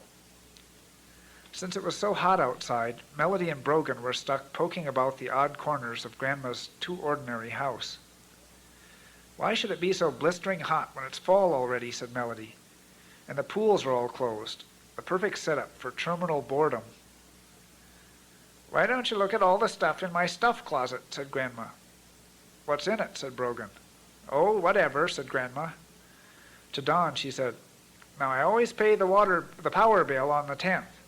I wonder why they say they're going to shut off the power in 2 days. Say, Vera, said Alice, there's some checks in your checkbook where you forgot to write down how much they were for. One of them is to Natalie Owens, and here's one to Vortex Smith. That's an unusual name. Smith. The name doesn't ring a bell. Hey, look at this, said Brogan. Oh, that's a stereopticon, said Grandma. I've got one kind of like these at home, said Brogan, but it's in color. Smith. Didn't you say the new neighbor's name was Smith? Asked Alice. That's what it says on their mailbox. Of course, we haven't been formally introduced. Brogan said, maybe Grandma bought a bionetic computer from them through the mail. Grandma, a computer? Said Don. That's it. I remember now. I bought one for the kids. I think it cost $15.75. Mom, computers cost like $1,500, not $15.75. Alice was still studying the checkbook. What about Natalie Owen? Said Alice. What about her? Said Grandma. She's Billy the Kid's sister, said Brogan. Billy the Kid? You mean the kid with the rent-a-hulk service? Why would Grandma write a check to anyone from that family? Oh, that was the tractor down payment, said Grandma. You mean you bought a tractor from that girl? It was for a good cause, and she said it would help a lot with the lawn mowing. I wonder why she came back here again, said Don. I guess she was just trying her best customers over again, said Melody. That's what I did with my school pizza sales. Yes, I know, said Don. We've still got 10 of them in the freezer at home. Here's a box of suspenders, said Brogan. Oh, those were Grandpa's, said Melody. Could we give some to the Smiths next door sometime? Asked Melody. Don said firmly, that depends on how much Grandma's check to them was for. And where is this computer anyway? They usually take up quite a bit of room. Not the Smith kind. They're about the size of a magazine, said Melody. Must just be some cheap toy one, said Alice. Well, what about the suspenders? Asked Brogan. Sure, said Grandma. Wow, look at all these ties, said Brogan. Can I wear some? Certainly, said Grandma. We could put on a show, said Melody, grabbing a bunch of costume jewelry. Nah, maybe later, said Brogan, looking out the window. It's turned cloudy out. Maybe it's a little cooler. Let's go out to the barn and see if Grandma's horse is back yet. Outside, there seemed to be plenty of action. Billy the Kid was back working on various broken vehicles in the driveway. The Smiths were out hanging out their wash, which appeared to be totally dry. That doesn't even need drying, called Melody. Freon's mother, Vortex, called back. No, it's an old Spamovian custom. Hang out dry clothes and the weather will change. We are bored with this weather and want something more interesting. On Spamo, you could always count on methane and ammonia storms to keep you on your flippers. And my Google, how our windows did sparkle from all the ammonia. Can Freon come out and play? Asked Brogan. Perhaps in a little while. He is not on vacation like you children. He must get in his full 15 minutes of class time. You mean he only goes to school for 15 minutes? Of course, who could stand school longer than that? Said Vortex. Trudy Noyd came across the street. How come you're not in school? Asked Melody. Because it's Saturday, that's why, said Trudy. Brogan called over to Vortex. How come Freon has to go to school on Saturday? What is Saturday? Asked Vortex as she headed back toward her house. I don't know, I'm just a kid, said Brogan. To Trudy, Melody said, What's your dad doing over there? Is he going to plant a tree? No, he's just finishing burying his gun collection. Boy, was Mom surprised when he said he was going to do that. Rat, said Brogan. Now I can't see his guns anymore. Oh, let's go out to the barn, said Melody. The 3 children went in the door to the stable. As they entered, a loud scurrying sound was heard. The tip of a tail just whisked out of sight as they came to Sister Peg's stall. Dr. Splicer was with her, examining her shoulders closely. Oh, hi, said Melody. How's Grandma's horse doing? Well, I can't see anything yet, said the doctor. I don't see any infection on the cat scratches. Did a cat scratch her? Asked Brogan. Yeah, a big one. I guess we've got a cougar up in the gulch somewheres. Wow, said Melody. Say, I thought I saw the tail of something going out the other door just as we came in. Yeah, so did I, said Trudy. It was kind of like a cougar's tail. Oh, I don't think a cougar would come down here, said the doctor. Not in the daytime. Of course, I remember a couple of years back when a cougar was treed right here in the Spokane Valley. They called me in to shoot it with a tranquilizer gun.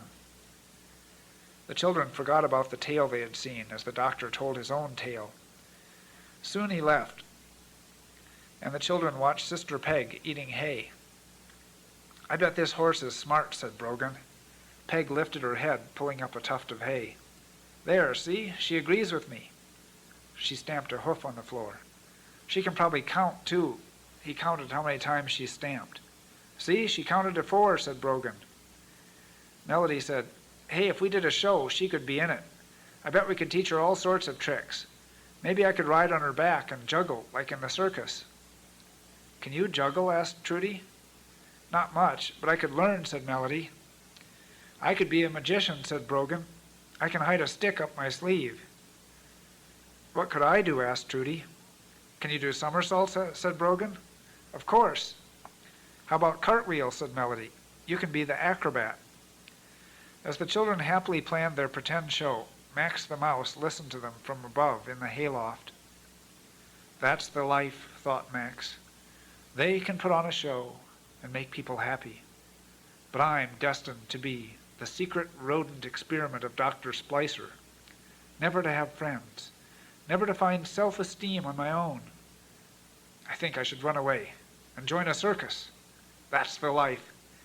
Where do laboratory mice ever get? Nowhere. At best, a run on the exercise wheel, if they're lucky. But look at all the mice in showbiz. Mickey Mouse, Mighty Mouse. Maybe if I could find a partner and team up. After all, where would Tom be without Jerry?"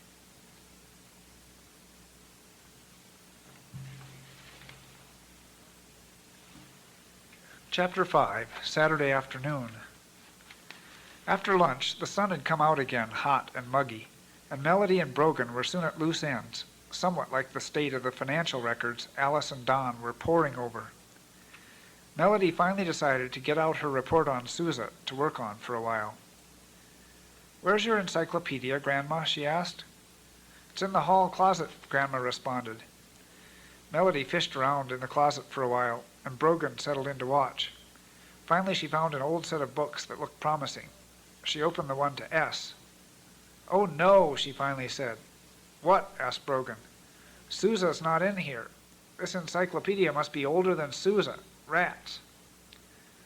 "I bet if we could find Grandma's magnetic pewter, it'd help a lot," said Brogan.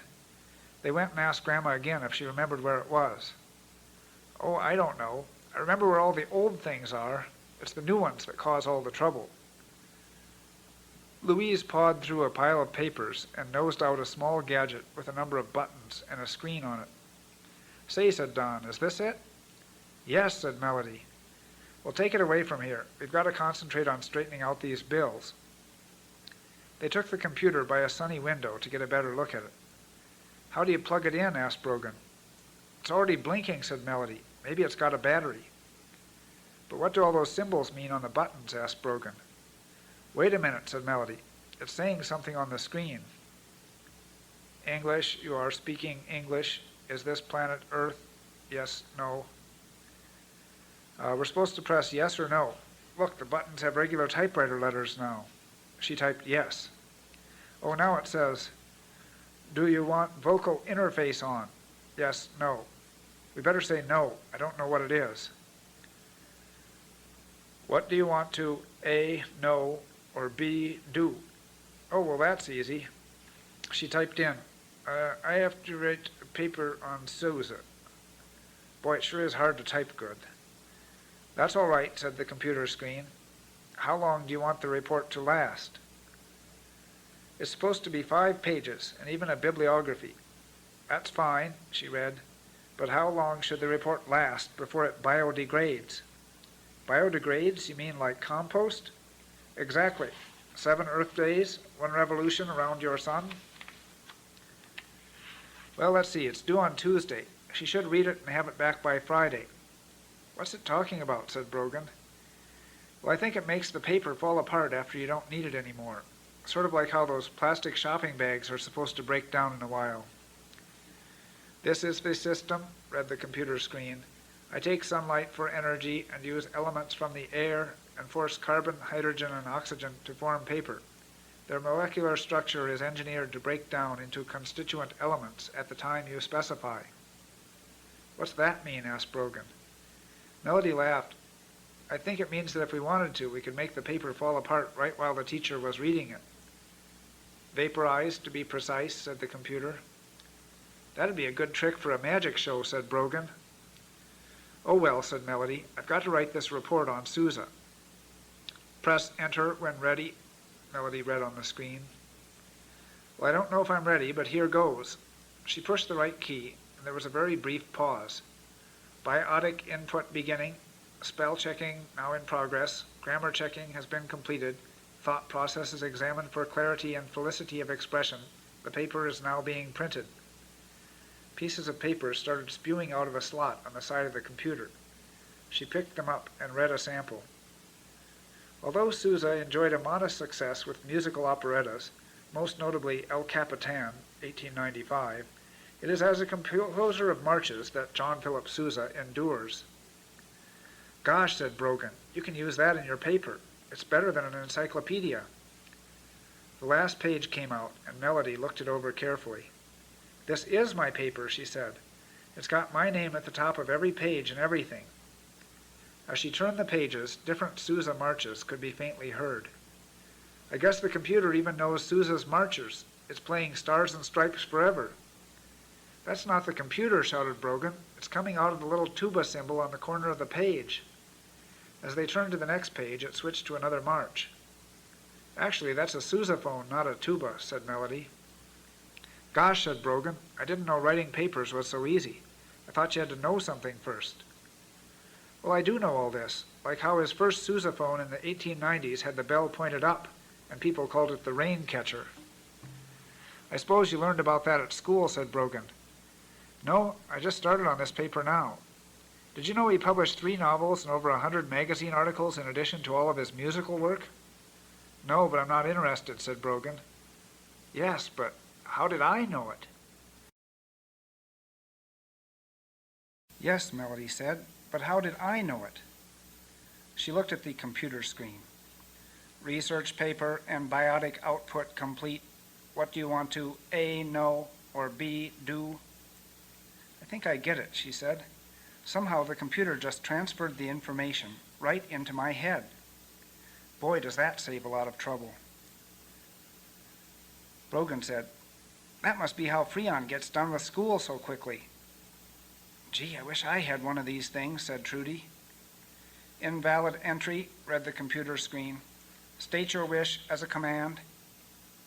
I'd like a computer too, please, said Trudy. Very polite command. Cloning in progress. Me one too, said Brogan. Improve your grammar. Very well, you one too. Nothing's happening, said Trudy. These things take time to synthesize. Well, we'll check later, said Melody. Let's go see if Freon can come out to play. As they went out the door, they heard Don discussing finances with his mother. Well, you see, Mom, when you filed your income tax last year, that was really the extended date for the previous year's form. So you really haven't submitted any tax form for last year yet. I think I have to bake some cookies now, said Vera vaguely. I feel the same way, said Alice. Now, Mom, you really have to deal with this sometime. But I think I have some good reason to bake cookies. Oh, Don, let's just work on it for a while, and she can sign the form when we have something figured out. That sounds fine to me, said Grandma, and she went off to the kitchen. She cornered Lil and convinced her that Norma or Lil or whoever she was going to get a rare chance to learn how to make Grandma's special tingling recipe. Throgmorton came in where Don and Alice were working and glared out the window at Billy the Kid, who had parts strewn all over the driveway. Don spoke to Throgmorton rather testily. I suppose you feel inconvenienced by the broken rigs out there. Inconvenience is not the word, my dear sir. I have places to go and people to see.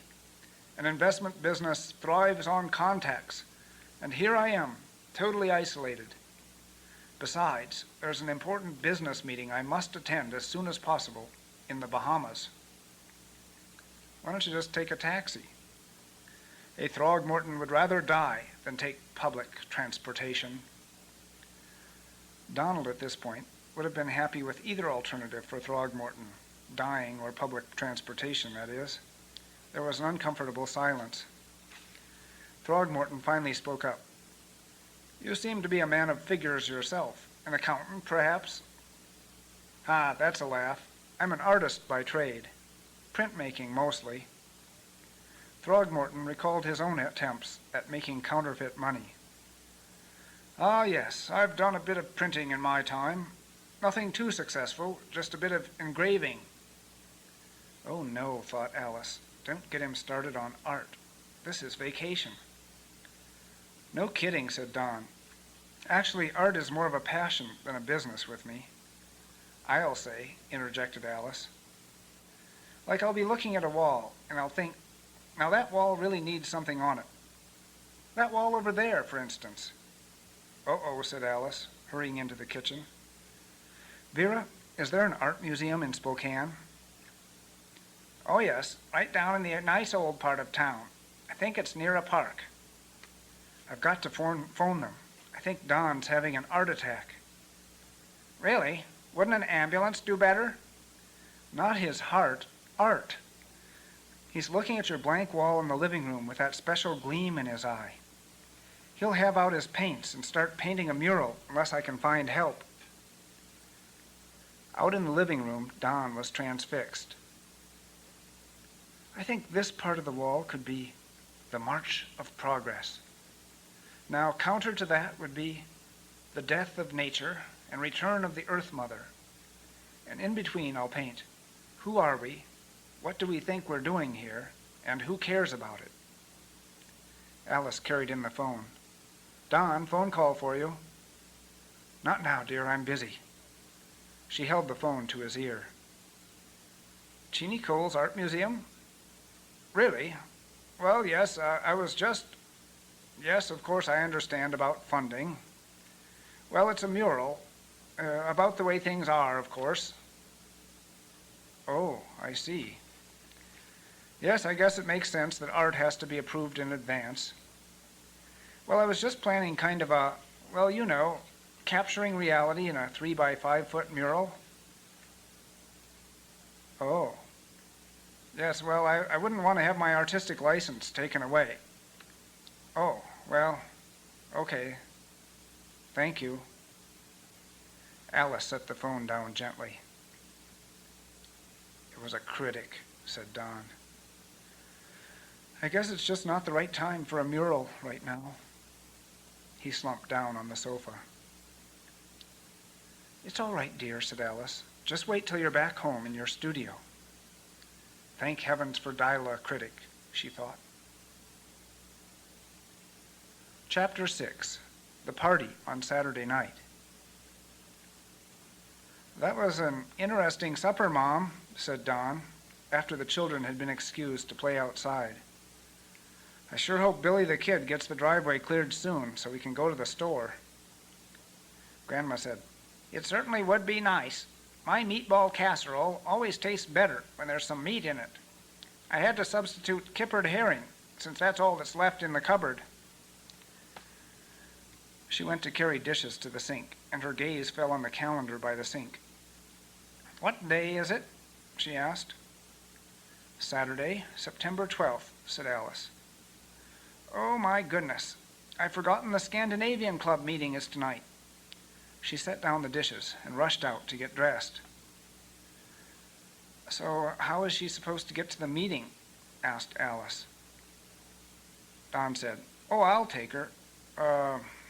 Maybe I better go out and see how Billy's coming with the rigs.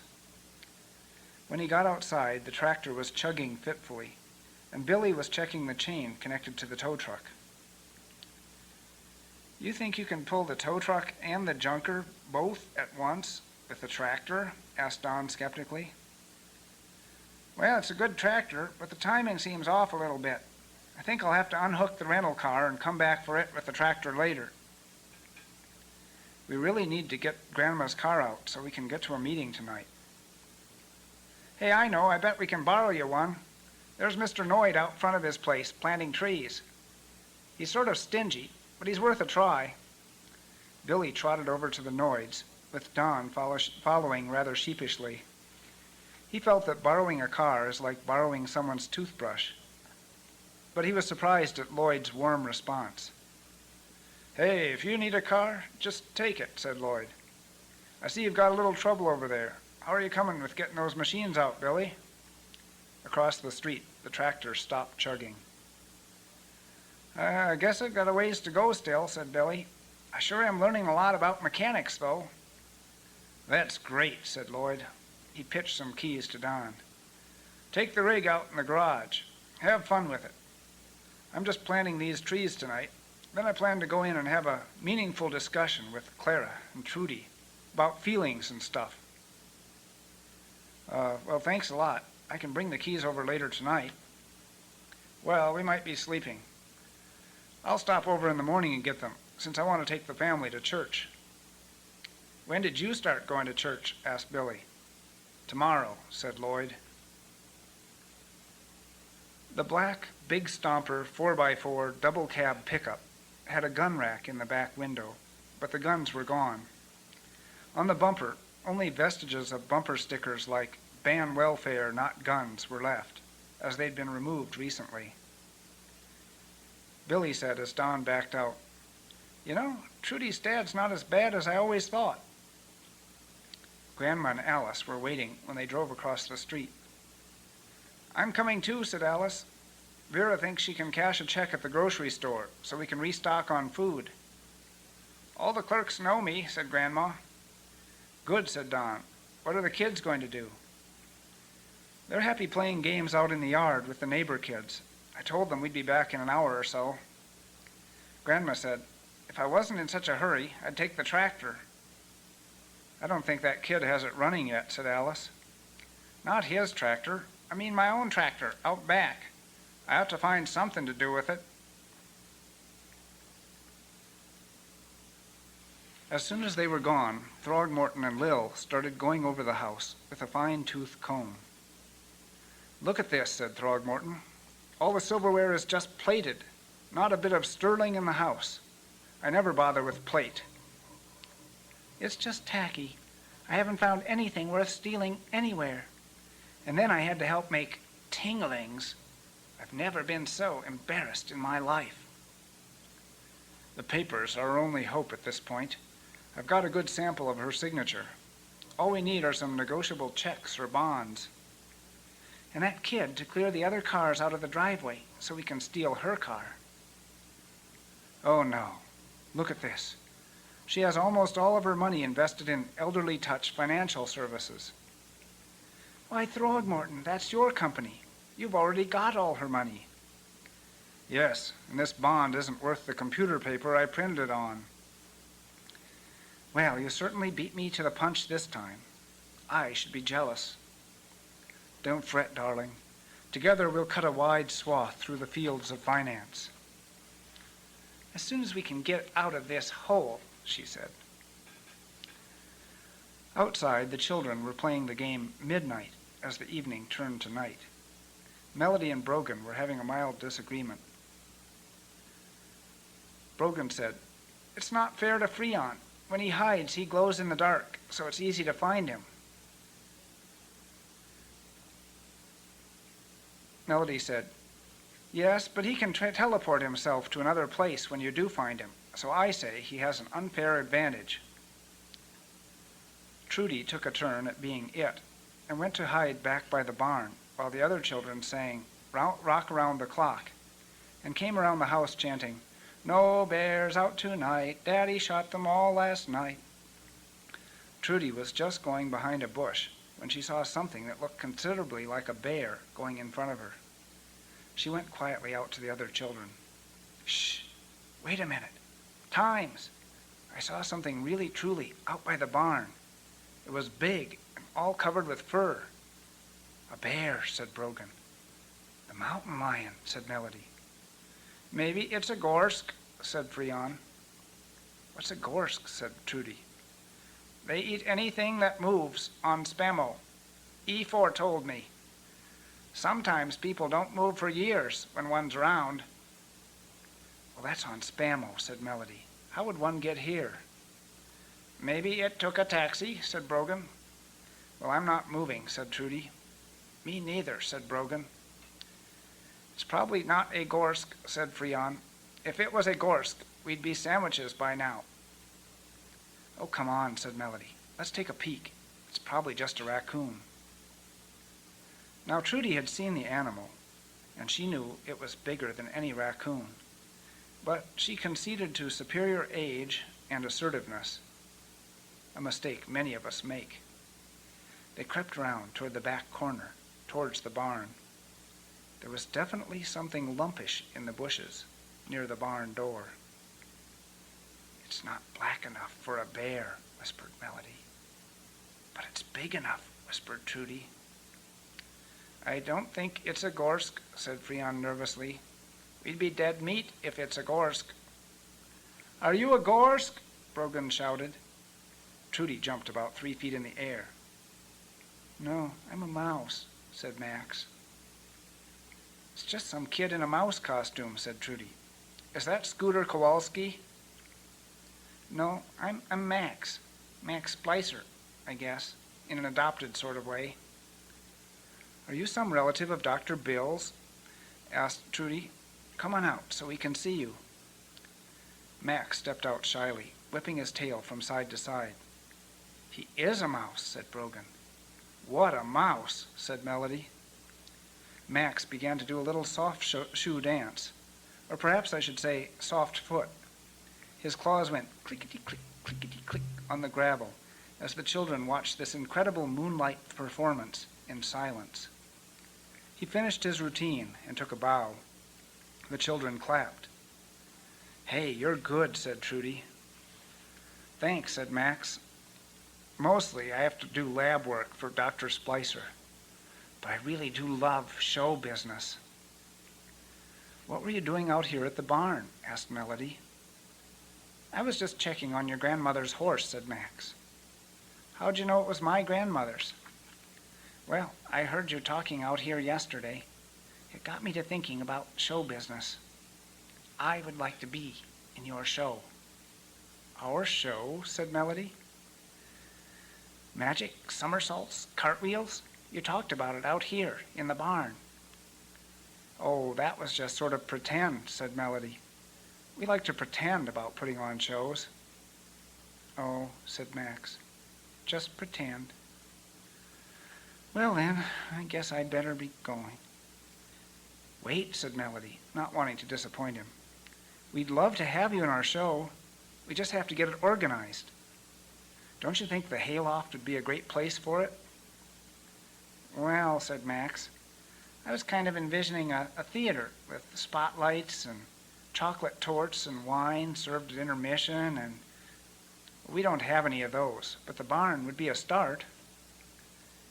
I could make chocolate oatmeal no-bake cookies, said Brogan, if Grandma would help me. And we could sell Kool-Aid at intermission, said Trudy. The mouse's whiskers sort of drooped. It's not exactly what I had in mind. Trudy said, life is full of compromises. I tell you what, we'll give you top billing on the posters, featuring Max Splicer. Oh, I'd like that. Except I just remembered. Dr. Splicer keeps reminding me I'm a secret experiment. He's crazy about doing secret experiments. Trudy said, that's easy enough to fix. We'll give you a stage name, so he won't know it's you. And probably he wouldn't come to the show anyway. Melody said, how about Raymond Rat? Dr. Bill wouldn't expect a rat. Rats are so pushy, said Max. I've never met a rat I liked. How about F. Pickle Implosion Gorsk, said Freon. You look just like a Gorsk. You would have a captive audience on Spemo. That's kind of a long stage name, said Melody. Maxie Mouse, said Brogan. It's kind of like Mickey Mouse. Yeah, said Trudy, and it's the opposite of Minnie Mouse. Okay, said Melody, Maxie Mouse it is. I just hope Dr. Splicer doesn't see the posters, said Max. In the house, Throgmorton and Lil, having given up finding anything worth stealing, settled down in the kitchen to drinking Grandma's bottle of cherry cordial and playing poker. Lil was also systematically calling stores, trying to locate a supply of hula hoops or suspenders. Unfortunately, both items were out of style this year. Morton carefully surveyed the black pickup as Don and Alice parked in front on return from shopping. "Now there's a set of wheels worth stealing," he said to Lil as Don and Alice started carrying groceries toward the house. "We leave tonight for the Bahamas." "Okay by me," said Lil. "I give up on the diamonds. I just want to get out of here."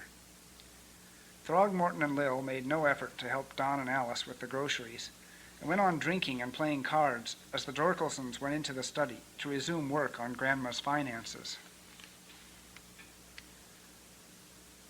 "I thought I left her bank book over here," said Don. "Things seem a little out of order." "Vera's papers always are a mess," said Alice. "Yes, but they're a different mess than I remember from this afternoon."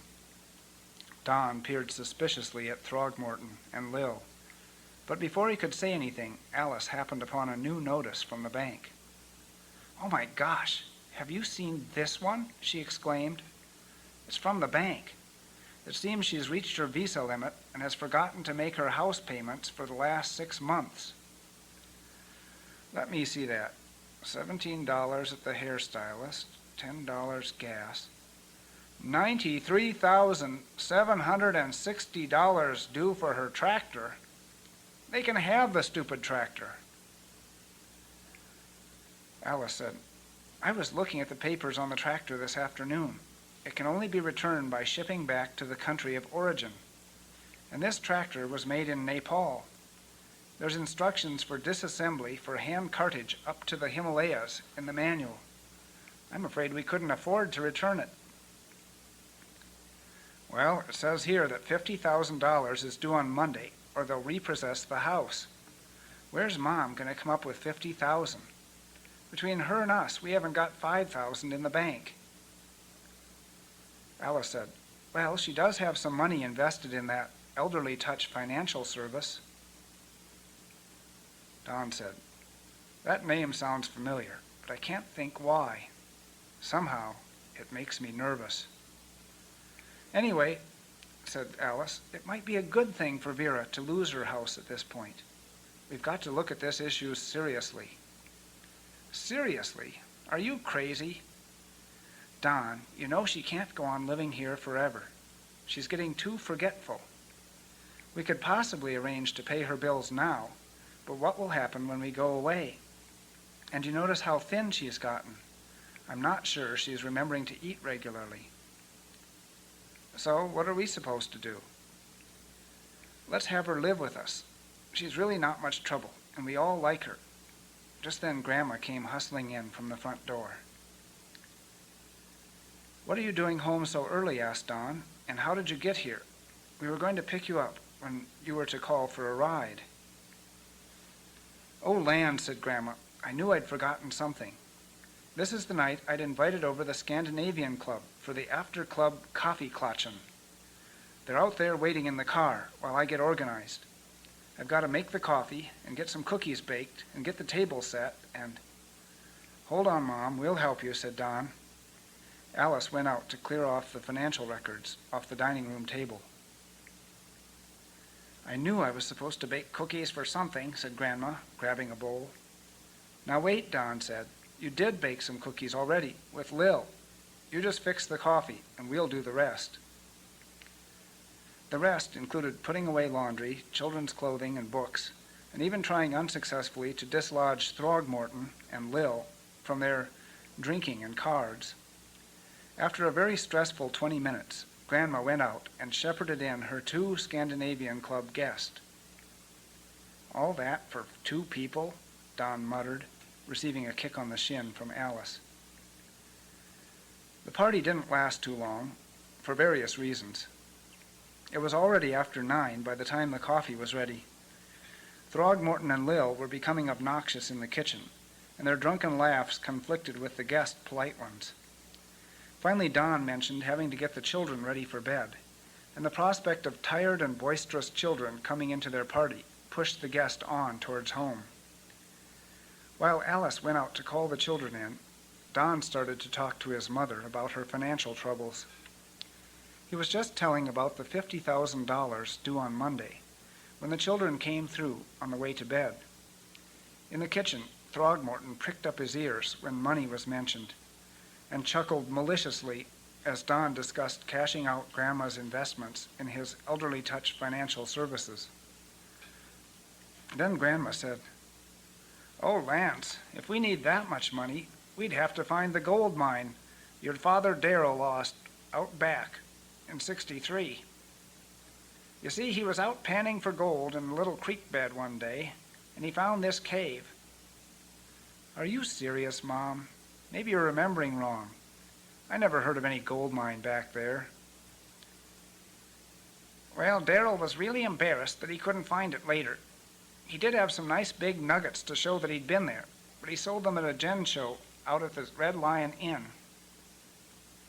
"Did he remember anything about where the mine was?" "Well, now that you mention it, he said he was sitting on a box of hula hoops when he got up and kind of fell into a hole hidden by bushes. You remember those hula hoops that Hubert Toffler dumped up the creek bed?" "You mean he couldn't even find a whole box of hula hoops again?" "Well, the brush was rather thick back then. It hadn't been a drought the way it's been these last few years." "Gosh, maybe we could find that mine," said Don. "The drought has cleared the brush down to nothing. We'll look first thing in the morning." "Or we'll find those hula hoops and trade them for diamonds," said Lil to Throgmorton in the kitchen. "We'll have to postpone our vacation." Outside the bathroom door, Melody whispered to Brogan, "Did you hear Dad talking about how Grandma needs money? Our show can be a fundraiser to save her farm."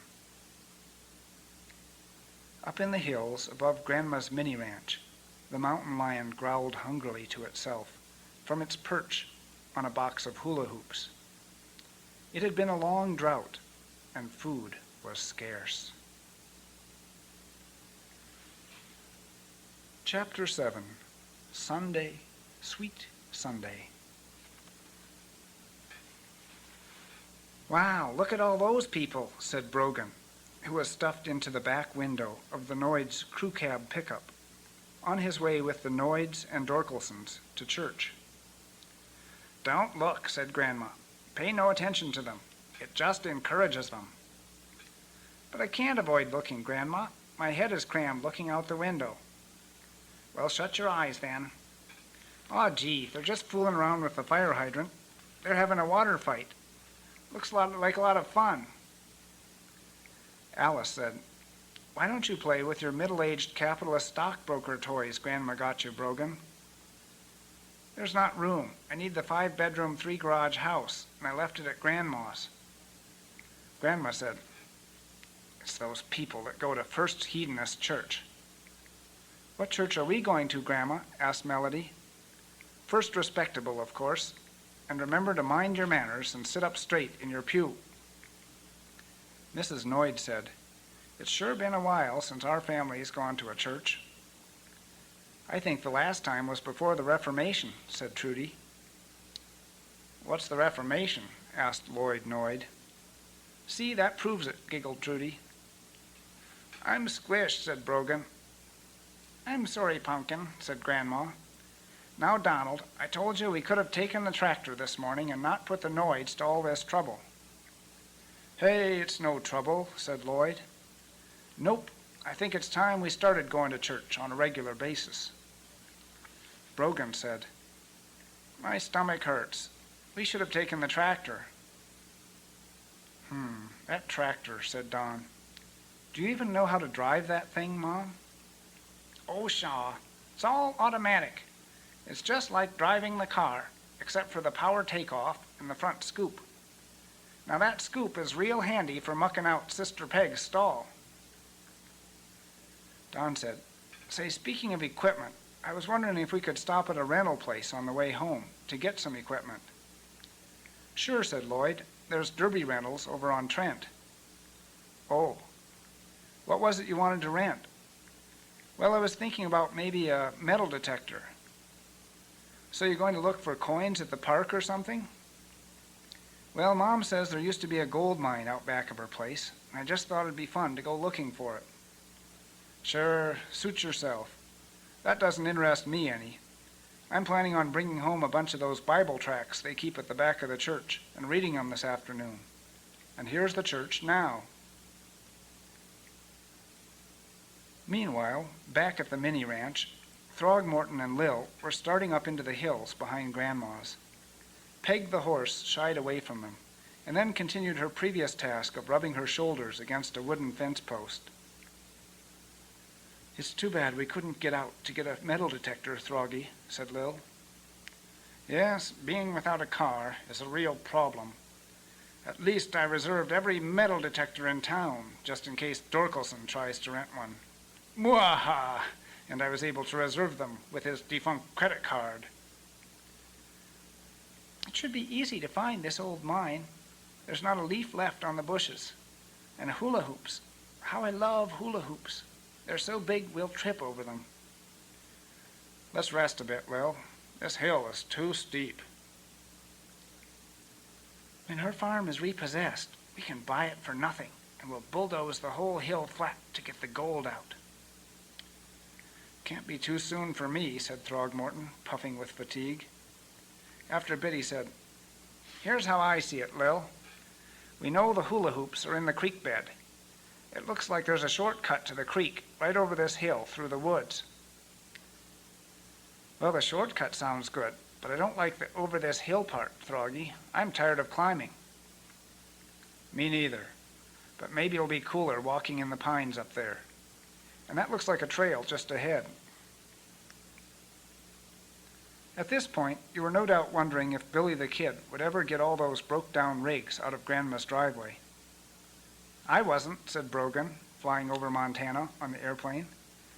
I want to know if Throgmorton gets the hula hoops. And gets eaten by the mountain lion? Asked Melody. Those things aren't important right now, said Don. After all, it's Sunday, and it's Billy's last chance to enter his junk car in the demolition derby at the interstate fair. Who cares, said Melody. What about the rest of them? What about the big show? The rest of them are still in church. Let's see. Dr. Splicer goes to First Atomic Church. The aliens don't count because they worship on Tuesdays. And Natalie Owens is praying that Billy gets the tractor fixed at the Free Mechanical Methodist Church. And Throgmorton and Lil are chasing after Mammon in the wilderness.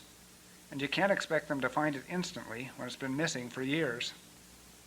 What's Mammon? Said Brogan. Melody said, That's what the Israelites were fed on for 40 years in the wilderness, Brogan.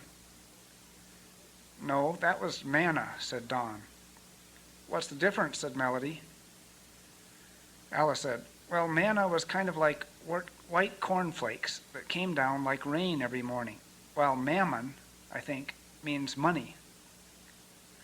So if it rained mammon, they could have bought their own cornflakes, said Brogan. Getting back to the story, Freon Smith wandered over to watch Billy work on the machinery. Greetings, Earthling, said Freon. Hi, kid, said Billy, reaching for a cylinder honer. That's a nice tractor, said Freon. Where I come from, you never see tractors. Everything is done with tractor beams. Yeah, said Billy, dropping the cylinder honer. Look, do you mind planting your tractor beams somewhere else? I'm kind of busy. I'm learning about mechanical engines in history class in school. They're much simpler than the non-mechanical ones. I bet. It doesn't look to me like you need to hone the cylinders at all. It looks as if the timing chain slipped a couple of notches when you adjusted the timing, so that even when you strobe it, you can't tell when it's at the proper advance for at top dead center. What did you say? If the timing gear is out of alignment, there's no way you can set the timing right with a strobe, that's all. Oh, yeah. So what am I supposed to do about it? You should pull the heads, reset the timing chain, adjust the timing, of course. You want to help? Well, I was going to play with Melody and Brogan. Well, they're all gone to church right now. I guess I could help for a while.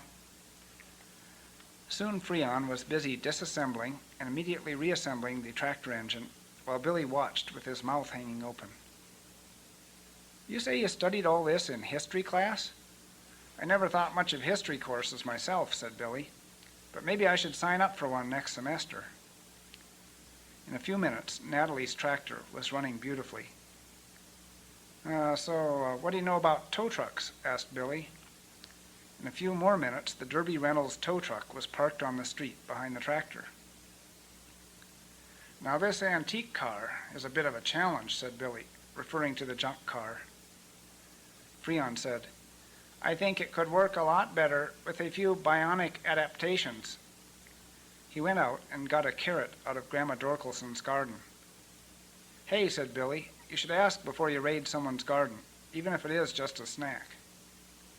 What's a snack? This is going to be the new control fibrillator for the turbo-spam drive.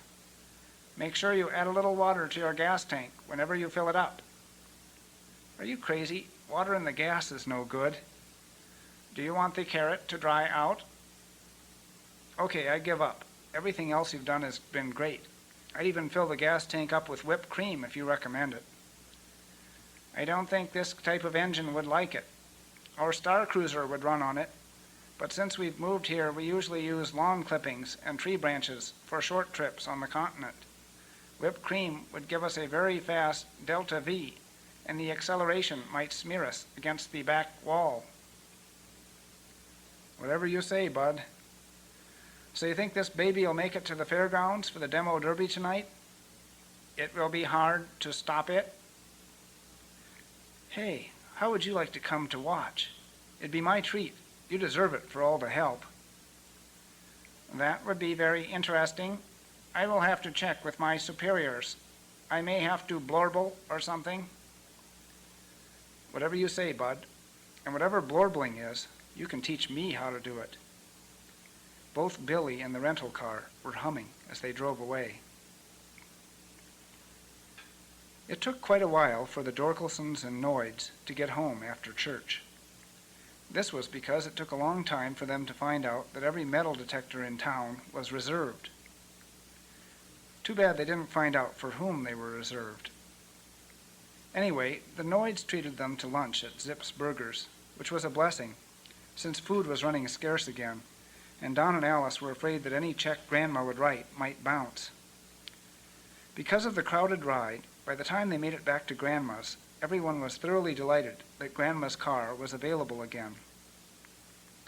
Don and Alice packed a small pack with a few necessaries and set off up into the hills, assuring Grandma and the kids that they'd be back by sunset and not to worry about them. Grandma decided to read the paper, which meant that she would soon fall asleep. As she drifted off for a nap, Brogan and Melody looked around for something to do. They found the computer, which had two smaller computers attached onto its side with wires. Wow, said Brogan, it's had babies. Not ripe yet. Computer unavailable for use, read the computer. Rats, they said, when they read the message. They decided to go out and look for Trudy or Freon. Freon was practicing blorbling, but Trudy came out and sat with them under a shady tree. After talking with Trudy about putting on a show to earn money for Grandma, they decided to do it that very night. After all, said Melody, Mom and Dad are gone all day, so they can't interfere with our plans. But their plans weren't going too well anyway. Trudy had the idea of using the computer, hidden in a box, as a crystal ball, but Melody said she wasn't sure if it'd be ready by tonight, as it was having babies. Brogan wanted to make oatmeal no-bake cookies, of which he figured some would be left for the show. But Grandma was napping, so he couldn't do that. And Peg the horse seemed much more intent on scratching against a post than tapping out numbers with her hooves. But Louise the poodle was always ready with her tricks, and the children were practicing somersaults and cartwheels when Freon came over. I'm glad I've learned blorbling, he said. That means I can go watch the demo derby tonight, whatever that is. But our show is going to be tonight, here in the barn, said Melody. Oh, what is this show? Just then, Billy zoomed up in his junker with Natalie. They were on their way to get the last vehicles moved from in front of Grandma's house. But when Billy saw Freon, he dragged Natalie over. Here he is, Natalie, the best mechanic I've ever met. What is your name anyway, kid? Freon Smith. Oh, Billy, I've met him at his parents' house. You ought to see it. Their place is wild. I am busy right now hearing about this show, said Freon. It's not polite to interrupt your youngers. Melody said, well, it's going to be a fundraiser to help Grandma, who's going broke. And we're going to have it tonight in the barn. Trudy is going to tell fortunes and do acrobatics. And Louise the dog is going to do tricks. Right, Louise? Woof! I'm going to be a magician, said Brogan. And I'm going to do tricks with Grandma's horse, said Trudy. Tricks? I can do tricks. Watch me remove my finger. Ew, weird, said Natalie. That's some trick, said Billy. How'd you do it? Well, it's not really a trick, said Freon. I'm just built like that. It's easier in case of repairs. Oh, they said. And you could appear by magic somewhere in Brogan's magic show, said Trudy. Yeah, would you help us, said Melody. That would be fun, said Freon. I can practice blorbling. If Freon is in it, I want to be there, said Billy. Oh, wait, I forgot, the demo derby. I'll have to miss it. Natalie said, if Freon is in it, I want to be in charge of promotion. I'll have that barn stuffed full of customers. I know everybody in the valley, and my commission is very modest. You mean you'll put up signs and sell tickets and stuff? The children asked. Leave it to me, said Natalie. I like the broke grandma part. Maybe I can get some t-shirts printed with the logo, something like, let's see, Ladies' Aid, a benefit for starving widows. We can't forget about the mouse. We've got a dancing mouse that we promised top billing on the posters. Maxie Mouse, his stage name is. He's kind of a secret guest appearance. Mouse. I'll just take some notes. I can take care of all the concessions, cosmetics, band candy, you name it. Just then, Dr. Splicer came out to look in his mailbox. Hey, Dr. Splicer, said Natalie. Empty. I wish the mail would arrive. It's Sunday. There's no mail today. But I just wanted to tell you about the show tonight out in the barn. It's a benefit for Mrs. Dorkelson called Ladies' Aid, and you'll want to join the hundreds of neighbors who will be watching. Oh, sure, I'll buy a ticket. Something happened to Vera? She's just starving to death. This benefit will fix it. Did you say hundreds of people would come? That's for sure. I think the least I could do would be to donate some refreshments. Gee, that would be rad, said Natalie. Billy, let's get these rigs home so I can get in high gear on this. To the kid, she said, what time will it be? Melody said, gosh, I don't know. You really think hundreds of people will come? I mean, I never thought it'd be a real show exactly. How about 8 o'clock, said Trudy. 8 it is, said Natalie, as she drove off in the tow truck. I must get home and get busy on the refreshments, said Dr. Splicer. I wonder if I could give out free postcards as well, he muttered as he re-entered his house. What's blorbling? Asked Brogan, but the other children were too busy planning and discussing to pay any attention. The rest of the afternoon went quickly. Besides practicing and choosing costumes from the neighborhood houses, they also organized the hayloft into a respectable barn theater. Grandma slept peacefully, while posters describing her pitiful poverty went up all over town. Throgmorton and Lil were now thoroughly lost in the hills, tired, hungry, and thirsty. Don and Alice worked methodically up the creek bed, searching every nook, cranny, and deserted tire. They were actually having the first sort of fun time on their vacation. Above them all, the sky clouded over, though it seemed darkest over the dry clothes hung out at the Smith residence. The mountain lion woke up, sniffed the air, yawned, and headed down to the creek for a drink of water.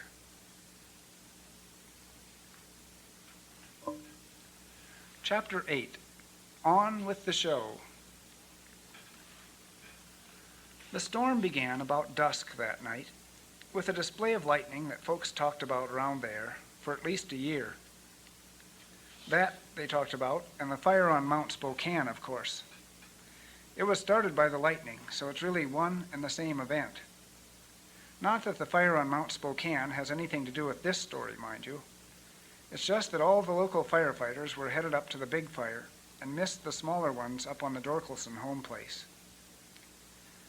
One of these fires was set on purpose by two lost greenhorns named of Throgmorton and Lil, who thought there would probably be search teams out searching for them by this point, and that a signal fire was in order. The other fire started up above them on the ridge, caused by the lightning storm, and that fire was blown on down to join the little one below. This prompted Throgmorton and Lil to scurry downhill in a hurry, which happens to be the correct direction to go when you're lost in the hills anyway. Then the storm really let loose with a gut-busting drencher, which is a nice way to end a drought, if you don't mind flash floods. And really, by the time Throgmorton and Lil reached the creek, where the Dorkelsons were pinned under the dead tree, the fire was well on its way to being put out anyway. "Wait a minute," said Melody, on the plane still flying over Montana. "How did the Dorkelsons get pinned under a tree?" "Oh, you're right. I didn't tell that part of it yet. Well, I'm just telling about the storm right now, and that's leading up to why there were leaky places in the barn that you wouldn't want to sit under to watch the big show. I guess I'll have to tell you about the folks up the hill a little later. Well, since it was raining out, lots of folks decided they didn't have anything better to do than go to Grandma Dorkelson's barn that night, particularly since they'd already been convinced to buy tickets from Natalie Owens. There were even tourists visiting from out of state who attended, like Clive Spindle, the talent scout Throgmorton met at the airport.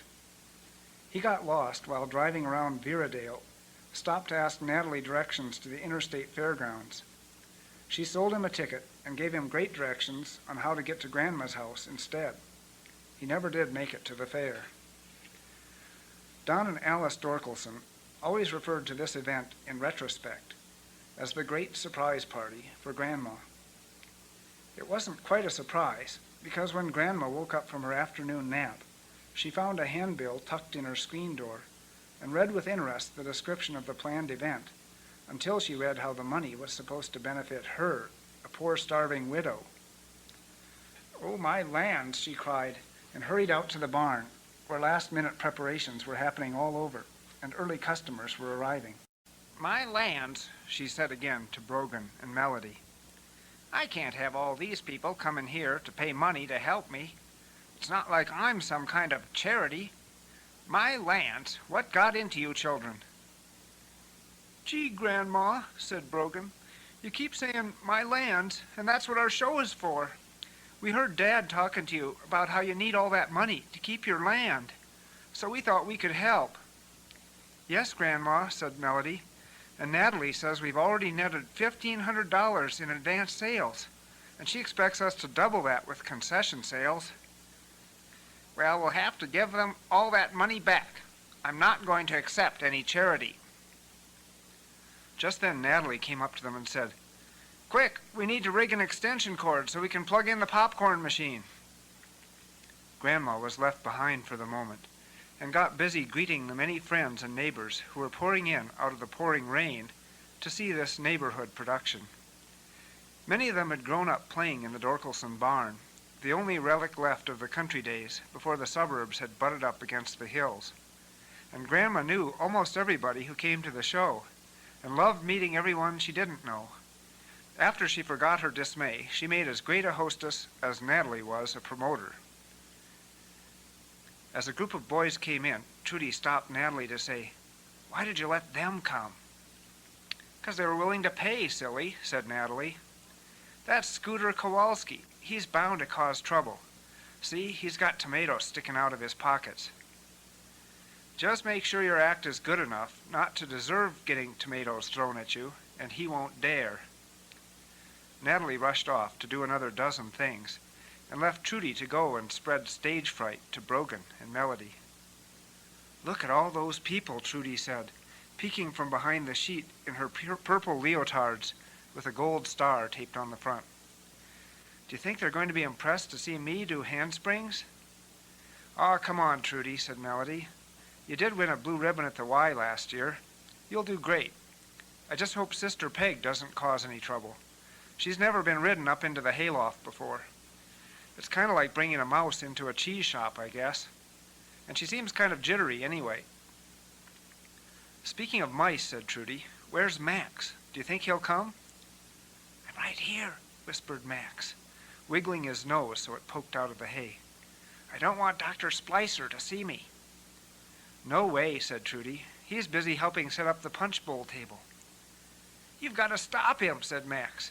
"There's no telling what might happen with him getting at the punch bowl." "What do you mean, Max?" said Melody. "There's no time to explain. The show's got to start soon. We're already 10 minutes late. Just get someone to go over and tip over the punch bowl." "Are you crazy?" said Trudy. "No, Dr. Splicer is," said Max. "And I like you all too much to let him get away with it. Just trust me and do it." "Not me," said Brogan. "That's Grandma's good punch bowl." Melody got called away by Natalie, and that left Max's beady little eyes staring imploringly into Trudy's. "All right, I'll do it," said Trudy. "But I'll try not to break the punch bowl." Natalie was saying, "And now, live from Vera Dorkelson's barn in Millwood, we bring you Entertainment Fantastic." Splash went the punch bowl, with Trudy hanging on to the heavy glass bowl with all of her strength to keep it from breaking. Dr. Splicer, standing by with a notepad, had a kind of stricken look on his face. As luck would have it, the punch slurped over onto Scooter Kowalski, who was trying to see if he could snitch a free glass at the time. Scooter called out in an angry voice at Trudy, who righted the bowl and left in a hurry. Scooter gave his tomatoes a gentle squeeze in his pockets and went to join his friends at one of the last seats available in the barn. Melody came out and in a quiet voice thanked everybody for coming and explained that she was the ringmaster and juggler as well, only she wasn't having very good luck juggling 3 yet. She gave it a good try, but ended up being upstaged by the arrival of members of the Smith family. Freon came walking right onto the stage to tell Melody he was sorry he was late, but it took longer to blorble than he thought it would. Since he had decided to wear his holographic spam ball uniform, the audience took his appearance to be a planned part of the act, and roared with laughter when he talked about blorbling. Melody urged him backstage, and she fled in a panic after him. That left nothing happening on stage, but the other 2 Smiths who came were providing enough of a show for the whole audience. Freon's mother, Vortex E2, had made her hair into 3 spirals which stood stiffly at 3 different angles from her head, defying both gravity and the people who sat behind her, who had no view as a result. They sat right in front, which would have been one of the best seats in the house, had it not been for the drips pouring steadily down onto them, which seemed to please Vortex E2, and made Bob turn colors whenever a large drop landed on him. They sat by a post from which hung a kerosene lantern, used to provide atmosphere, as well as extra light for the show. Bob's sensory appendages sniffed at the kerosene and frummeled with joy.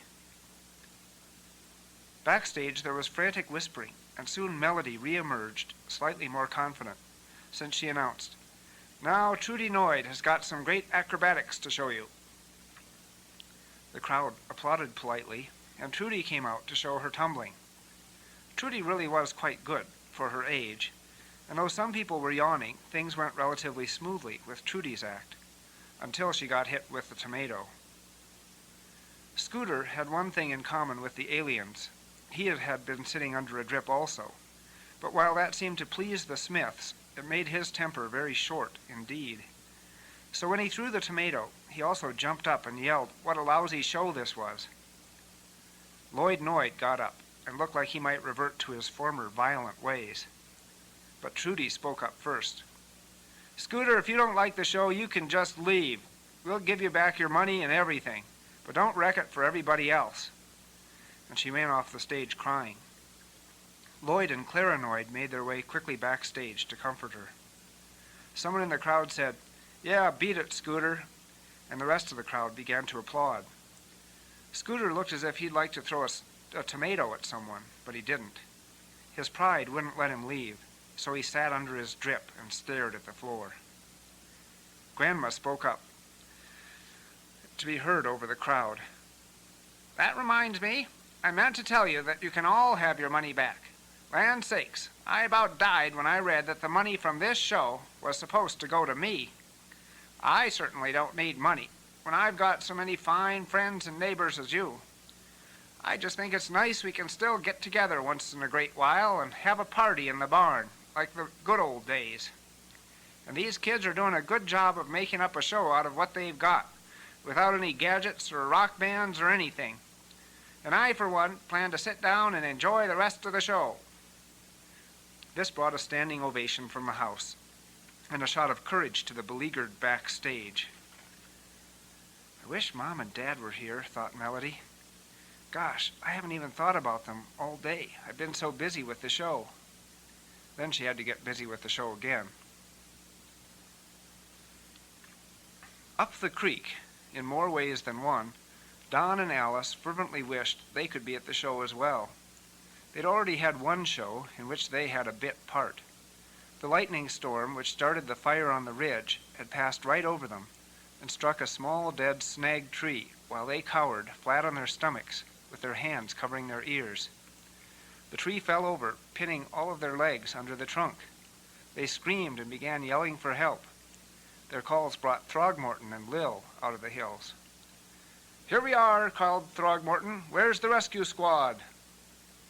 "I don't know, but we sure could use them," said Don and Alice. "Water," cried Lil, and she ran to the creek to get a drink. Just before she got there, she tripped, in the dusk, over a hula hoop which had been covered by leaves. Curses she yelled as she pitched forward into the creek. Throgmorton came up behind her and almost tripped on the hula hoop as well. "It's just some old plastic pipe," he said. "No, wait, it's a hula hoop."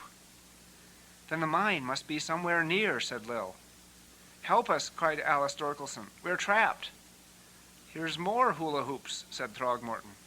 "Get them all," cried Lil in excitement. "Are you deaf?" yelled Don Dorkelson.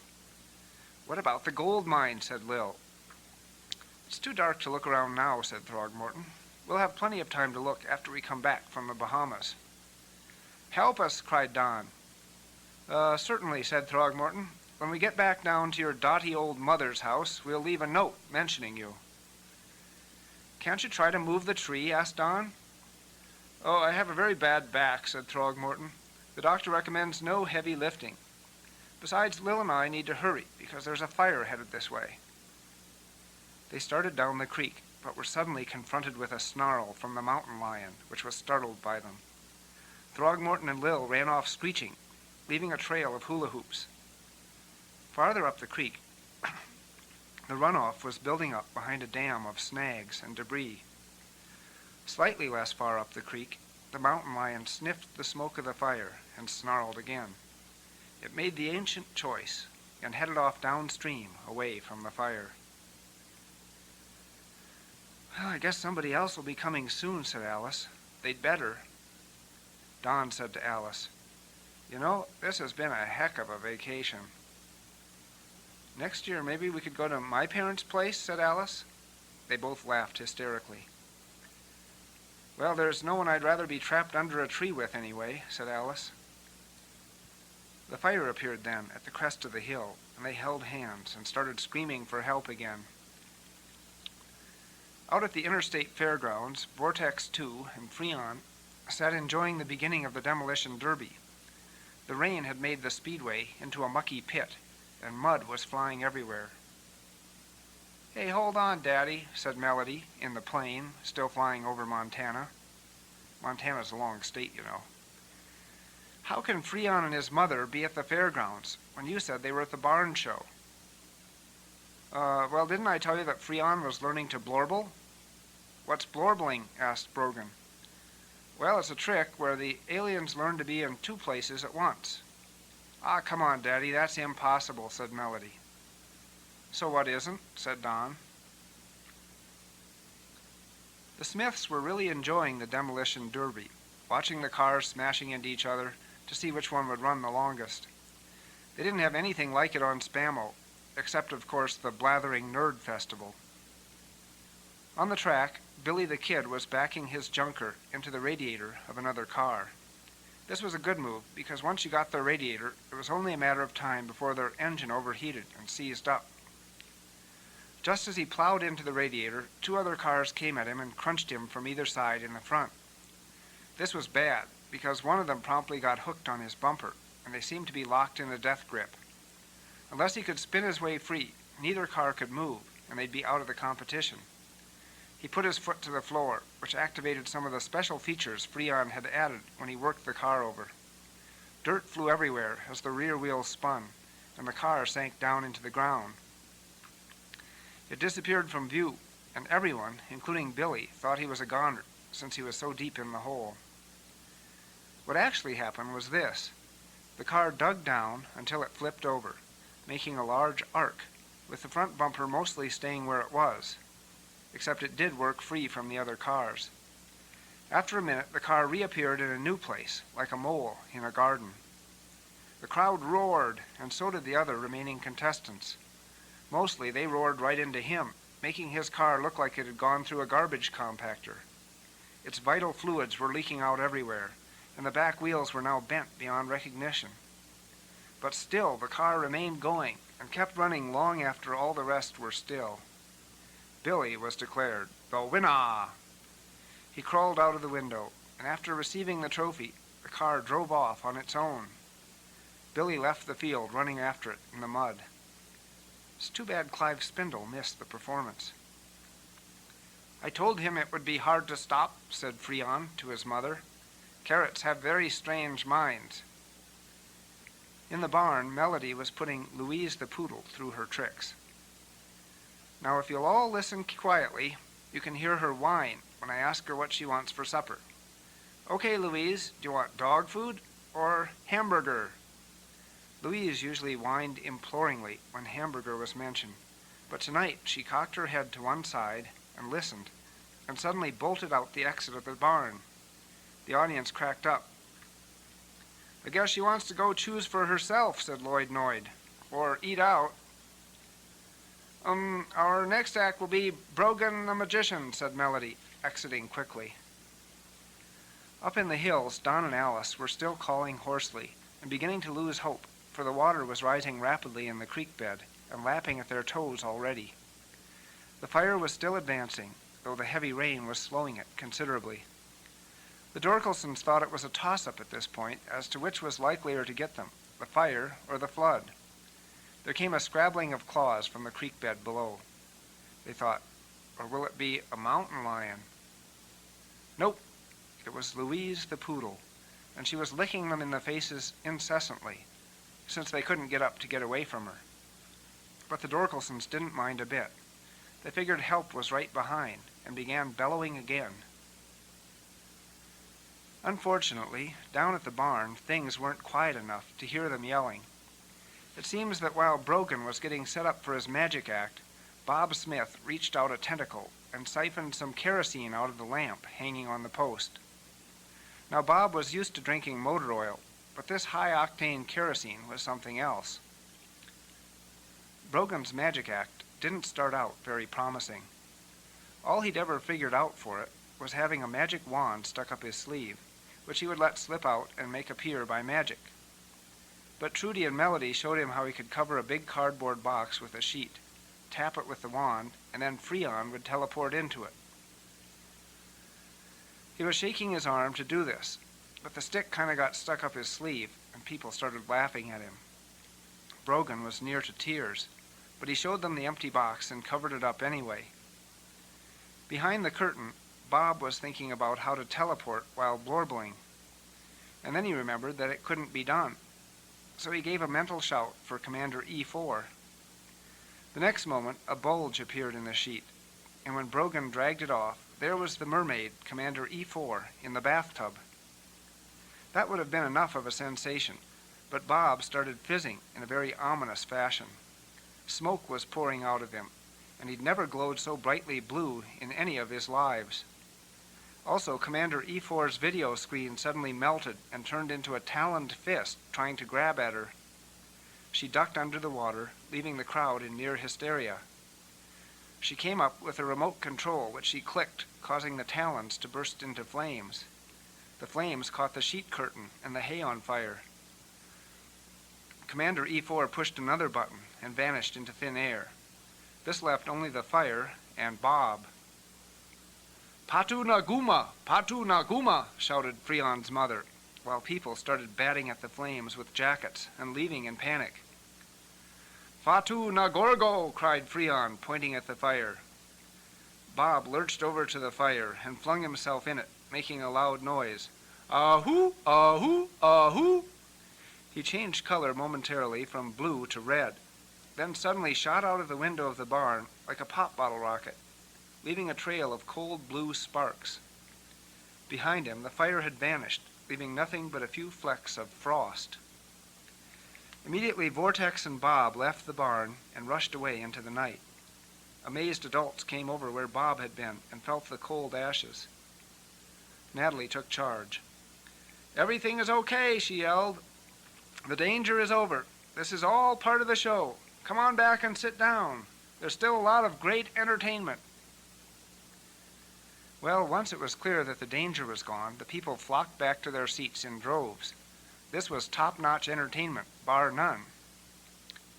Natalie whispered to Melody, "Get Sister Peg ready to ride in, and cue Max to be ready at a moment's notice. Trudy can do her mystic computer act with me." "I'm sure glad her computer got ripe," said Melody, and she deferred to superior age and business savvy and went below to check on Peg. "And now," said Natalie, "still alive in Dorkelsons' barn, Trudy, the mystic oracle, will answer any questions. Does anyone have a question?" "What the devil's going on here?" asked one puzzled adult. "Everyone is having a good time," Trudy read off the screen of her new computer. The audience laughed and clapped at that response. "I want to know who's going to win the next election," said another boring adult. "Whoever gets the most votes," read Trudy. Some people laughed, but most people groaned at that answer. "Why did Louise run away?" asked Brogan. "Louise heard your parents calling for help, being trapped by a fallen tree, and threatened by a forest fire and flash flood," read Trudy. "Gosh, that's ridiculous. Say, where are your parents?" Natalie sensed that this act was not going as planned, and she signaled to Melody to come in with the horse. "Thank you, Mystic Oracle," said Natalie. "That's all the questions we have time for, since now it's time for Miss Melody Dorkelson and her fabulous trained horse." For once, an act started on cue, and Melody plodded in on Sister Peg. "Okay, Peg, how much is 2 plus 2? Peg gave a nervous whinny and began pawing the hay, trying to snag up some to chew on. 1, 2, 3, 4. That's enough now." The audience laughed as Peg started furiously pawing and stamping the floor. She let out a big sneeze and a bugle. She started bucking, and an amazing transformation came over her. Out of her shoulder, the flesh unrolled to form a pair of beautiful reddish-brown wings. The audience sat transfixed. Finally, Brogan broke the silence. "Melody, the computer says Mom and Dad are stuck up the creek. We've got to do something." Peg began to flap her wings furiously. Dr. Splicer began laughing his special laugh. "Ah ha ha ha! It works! It's wonderful! Fabulous! I'm the greatest scientist in the world. The journals will beg me to publish. I'll hold out for 6-figure honorariums." Brogan got on Peg, behind Melody, and the horse obligingly flew out the big hay window at the end of the barn into the night. "Oh dear," said Grandma. "Runaway horse. I guess I'd better go see if I can find them." Up on their Galactic 8 star cruiser, The Smiths were having a fine time, looking at their visa-screen and watching for Bob. The ship was silent, except for some spamoid music turned on very quietly in the background. It was a totally mechanical, repetitive sort of she-boop, she-boop, she-boop, she-boop, she-boop sound. She-boop. "Look, there he is, over the Pacific," said Commander E4. "What a great time. I haven't had such fun since we left Spamo," said Vortex 2. "Oh, he's going over Antarctica. I hope he doesn't catch a cold." "I hope we can catch up with him. Throw in some more lawn clippings, Freon." She-boop, she-boop, she-boop, she-boop. "Wow, this music's great, Mom. Can I turn it way down low?" "Sure, why not?" She-bip, she-bip, she-bip, she-bip. "Now I can hardly hear it. Fantastic."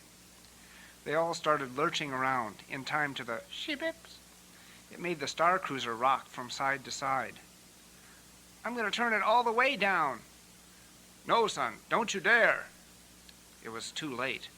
Without any music, they started lurching around violently. It was all Commander E4 could do to stay in her bathtub. Vortex bumped into the music control, bringing it back to she-boop again. "Freon, Gorsk, Smith, never turn the music all the way down again, or we'll all go crazy." "Spargle, that was fun." "Put on the tractor beam. Bob's headed for Brazil," said Commander E4. "We'll keep him in the pod bay till he's back to normal." "Done," said Vortex. "This is so fun. Let's go cruising." "But we're almost back home," said the commander. "Oh, let's just snag a couple of specimens for some scientific experiments first," said Vortex. "Sounds good to me," said the commander. "What do you think, Freon?" "Sure," said Freon. "There's a couple on the scope now. Tractor beam on. Got 'em." "Let's have a look. This must be a new variety. Very interesting." "I really like the tusk," said Vortex. "What is the meaning of this?" said Throgmorton. "Are you the rescue squad?" "I want to use a telephone," said Lil. "I know my rights." "I think we should keep these. They're really unique," said Commander E4. The computer says they're just ordinary rhinoceros tusk, but they sure look spammo sticking out of their foreheads like that," said Freon. "Really," said Throgmorton, eyeing Commander E4, "we must be going. We've got to catch a plane to the Bahamas. And I think I need to see a plastic surgeon about this horn." Commander E4 said, "Not a horn, a rhinoceros tusk. Don't you speak English good? Flargle, maybe you're aliens like us. Anyway, don't worry about missing your plane. We will take you to the Bahamas."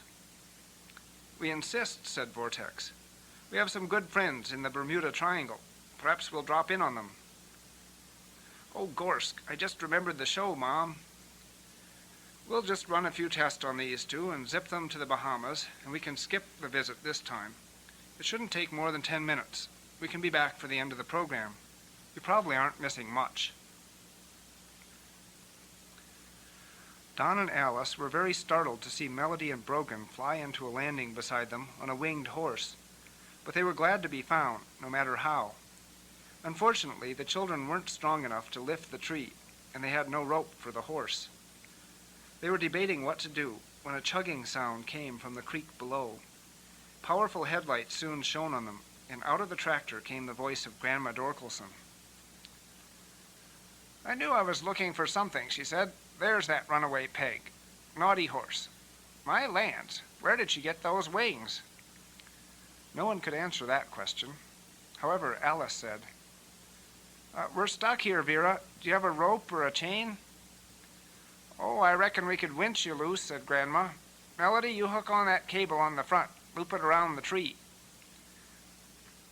In a short time, Grandma had Alice and Don free, and though stiff and bruised, they gladly climbed into the cab of the tractor for a ride back to Grandma's. "Do you kids want to ride back?" said Grandma.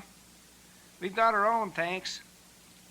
"Well, land sakes, if that isn't one of those old hula hoops," said Grandma, as she put the tractor into gear and headed down the hill. "Rats," said Brogan. "We didn't get to rescue them after all." Well, Grandma might not have found them if she hadn't seen Peg. I wonder why Peg decided to grow wings. Look at all the hula hoops. There's a trail of them leading down towards Grandma's. Oh, let's get them for the Smiths. Just as they had collected as many hoops as they could ride with, the dam of debris gave way, and a flood started down the canyon, scouring away the bushes ahead of it. The children, safe on peg, watched with amazement as it flowed downwards, and mostly seemed to disappear, right near where their parents had been trapped. It must have gone into the cave with the gold, said Melody. That should be easy to find now, said Brogan. But it won't be so easy to mine, being full of water, said Melody. They started back to the show. She-boop, she-boop. Just as I thought. Rhinoceros. It'll be easy to make more of this, said Commander E4. We'll keep them in suspended animation until the tests are conclusive. That's marvelous, said Vortex. We can all grow tusk and become rock and roll stars. They earn significantly more than country and western singers. We can be productive citizens at last. By Gorsk, there's an unidentified flying object on the screen, said the commander. It must be tourists, said Vortex. Magnification factor 10. It looks like a flying horse to me. Bob spoke up. A flying horse? Does not flying horse be symbol of major American oil company? Tractor beams engaged. Freon said, pod doors open. Hey, it's Melody and Brogan. Why aren't you at the show? Commander E4 said, My Gorsk, look at all those hula hoops. Vortex, give these children a bag of diamonds. Well, maybe later. We've got to get back to the show. Trudy probably needs us. That's great. We've already landed in our garage. You must allow us to yodel for the finale, said Vortex. After Melody and Brogan left, Natalie used the opportunity to have a brief intermission, during which she sold $1,200 worth of cosmetics. Trudy refilled the punch bowl with instant Kool-Aid and stood over it to make sure that Dr. Splicer didn't get near it. But he was too busy expounding on gene splicing techniques to Clive Spindle, who was trying to rave to him about what a great show this was. Trudy was pretty worried about the rest of the program, since Max was really the only thing left. But she didn't have to worry long. In came the Smiths with Melody and Brogan. Their entrance was easily detected in the crowd, since people scurried to stay out of the way of Bob, who was still glowing rather brightly blue. They all went backstage to get ready for the finale. Bob insisted on starting off the action again. Lingerers scurried to find seats in a hurry when they saw it was Bob on stage. I have it funny story from homeland to Spamo. There was this Gorsk, and they decided to go across the shuttle tube. Why did Gorsk decide to cross the shuttle tube, you may think I ask? It wanted to get to opposite side of shuttle tube. Ahoo, ahoo! Apparently this was the way Bob laughed, but it reminded the audience of his trip out the window, so they pressed backwards and watched nervously, in dead silence. No, I am just kidding. Of course, it was to eat a Spamovian. Hey, I have a Google of them more. You are a very handsome audience. Hey, I like you, just like a Gorsk. I tell you, did you hear the one about the silicon chemist who was working on bonding agents for heavy isotope polymers, and his laboratory was liberated by free radicals? Neither did I. Ahoo, ahoo, ahoo. Natalie came on and said, thank you very much, Bob Smith from Anytown, USA. We have a really packed schedule, so we have to move on to our next act, the marvelous Max the Mouse.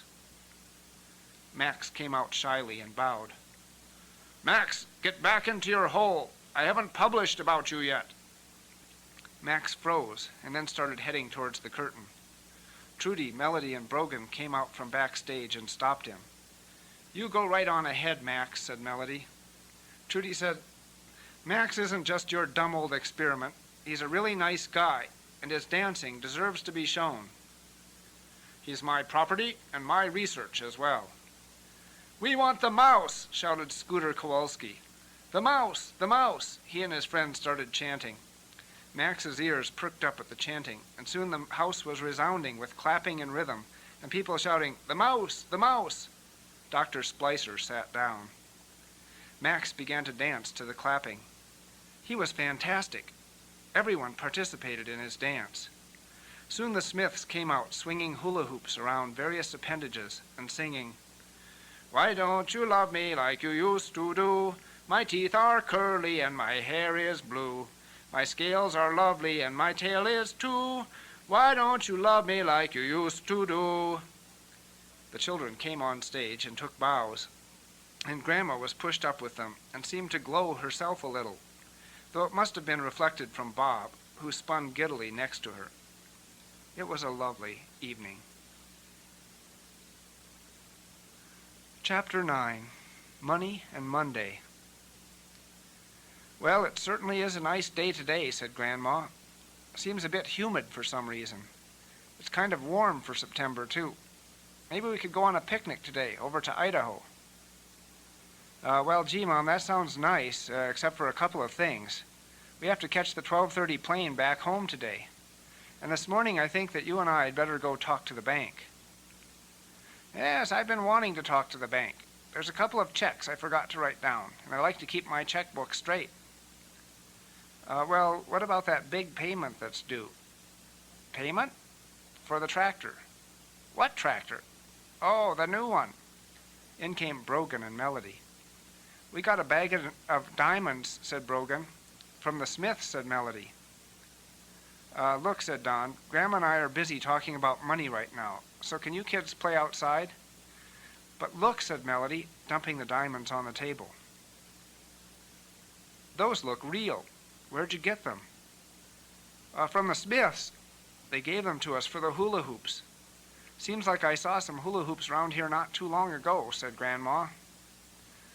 "Wait a minute," said Donald. "Let's not change the subject. So they gave you these diamonds?" "We're giving them to Grandma to pay for her land mortgage thing." So they took the diamonds to the bank, and the loan officer went with them to a jeweler's to get the diamonds appraised. "And so, even with the diamonds, I'm afraid you're still $7,000 short on the payment, Mrs. Dorkelson. Normally we'd make an exception for you, except for the clause that states that if anything of value is likely to be on the property, the bank will take full possession when the loan is defaulted on." "What's he saying, Donald?" Because he heard the story about the gold mine, the bank wants your land. We still need $7,000. The phone conveniently rang, and the loan officer gladly avoided their sad faces to answer it. "It's for you," he said. "This is Clive Spindle, with the Hollywood Talent Agency. I've been trying to reach you everywhere. I've got everybody else signed up, but I need your permission to sign your kids to this one-year contract." "What in the world are you talking about?" said Don. "I'm with the Hollywood Talent Agency. I suppose you know there's no real talent anymore in Hollywood." "Yeah, I'd guessed that. So I go out and beat the bushes for the real talent. All that stuff you see in Hollywood is fake." "Oh yeah, fake. I always thought that. So this girl, the Mouse's agent, Natalie Owens, she sold me a ticket to the show last night. It was great. I loved it. I want it all for a one-year contract. Probably a mini-series, at least a TV movie special. I need the kids, the Smiths. They're terrific, and they've already got a couple of CDs in the works. And of course, Mrs. Dorkelson's horse. We'll need the barn also. We'll move it at our expense. So I need you and your mother to sign contracts, and if you can help with negotiations with Natalie about the mouse, I'd sure appreciate it." What about Dr. Splicer?" "Oh, sure, he was easy. He gave up rights to the mouse in exchange for getting 3 articles on gene research published in major journals. That was easy. We've got friends in publishing." So how much money are we talking about?" "Well, Brogan says he's 6, so he wants 6. We can't go much higher than 6 figures, though. I told him kid magicians are pretty easy to come by, so he agreed. It also helped when I mentioned that they'd get to spend quite a bit of time missing school to do this project." 6 figures? You mean like $100,000? More like 600,000. The kid likes the number 6. That seems like an awfully big amount of money. Hey, that's peanuts in the entertainment business. And look, the horse is as good as Dumbo. We expect to have Disney eating out of our hands, right next to the horse. But $2 million is the top offer on the horse. Well, wait, we'll be home very shortly. What did you say your name was? After Donald hung up, he gathered his mother's papers, looked at the loan officer, and said to him, "The other $7,000 you can charge to Clive Spindle, Hollywood Talent Agency.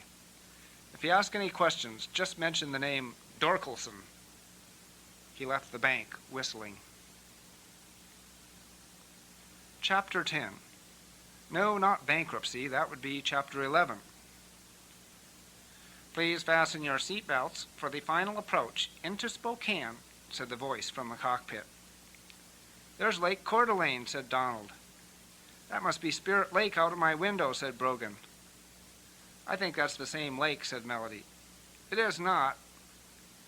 "I wonder what will really happen when we visit here," said Alice. "I want one of those computers," said Melody.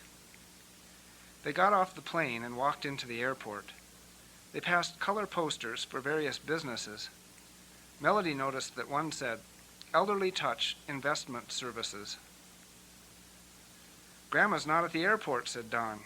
"I'd told her we'd call when we got in, since she's getting so forgetful. You go claim the baggage." As they passed a newsstand, Brogan saw a magazine with a rock band called the Planetoids that seemed to have tusks coming out of their foreheads. And a couple of passengers depositing their luggage at the front desk had Bahamas stickers on their bags. The woman was saying to the man, "I really think it would be worth it to go back. It would be a gold mine." "Well, I've got other things on the burner," said the man, as he took their bags and went off to the Skyways lounge. Brogan whispered to Melody, "Do you think that was Throgmorton and Lil?" "I'm not sure," she said. "It's not like in Dad's story. Lil was supposed to be with Grandma." Don came back. Well, there's no answer. I called the neighbors, and they said she was at the grocery store. Why don't we just go and get something cold to drink and try again a little later?" There was a food stand nearby, and they took a seat and ordered. "Hey, Brogan," whispered Melody, "did you see the name of this place?" "No, of course not. I can't read. I'm only 6, remember?" "It says Dr. Splicer's Refreshment Stand." The end.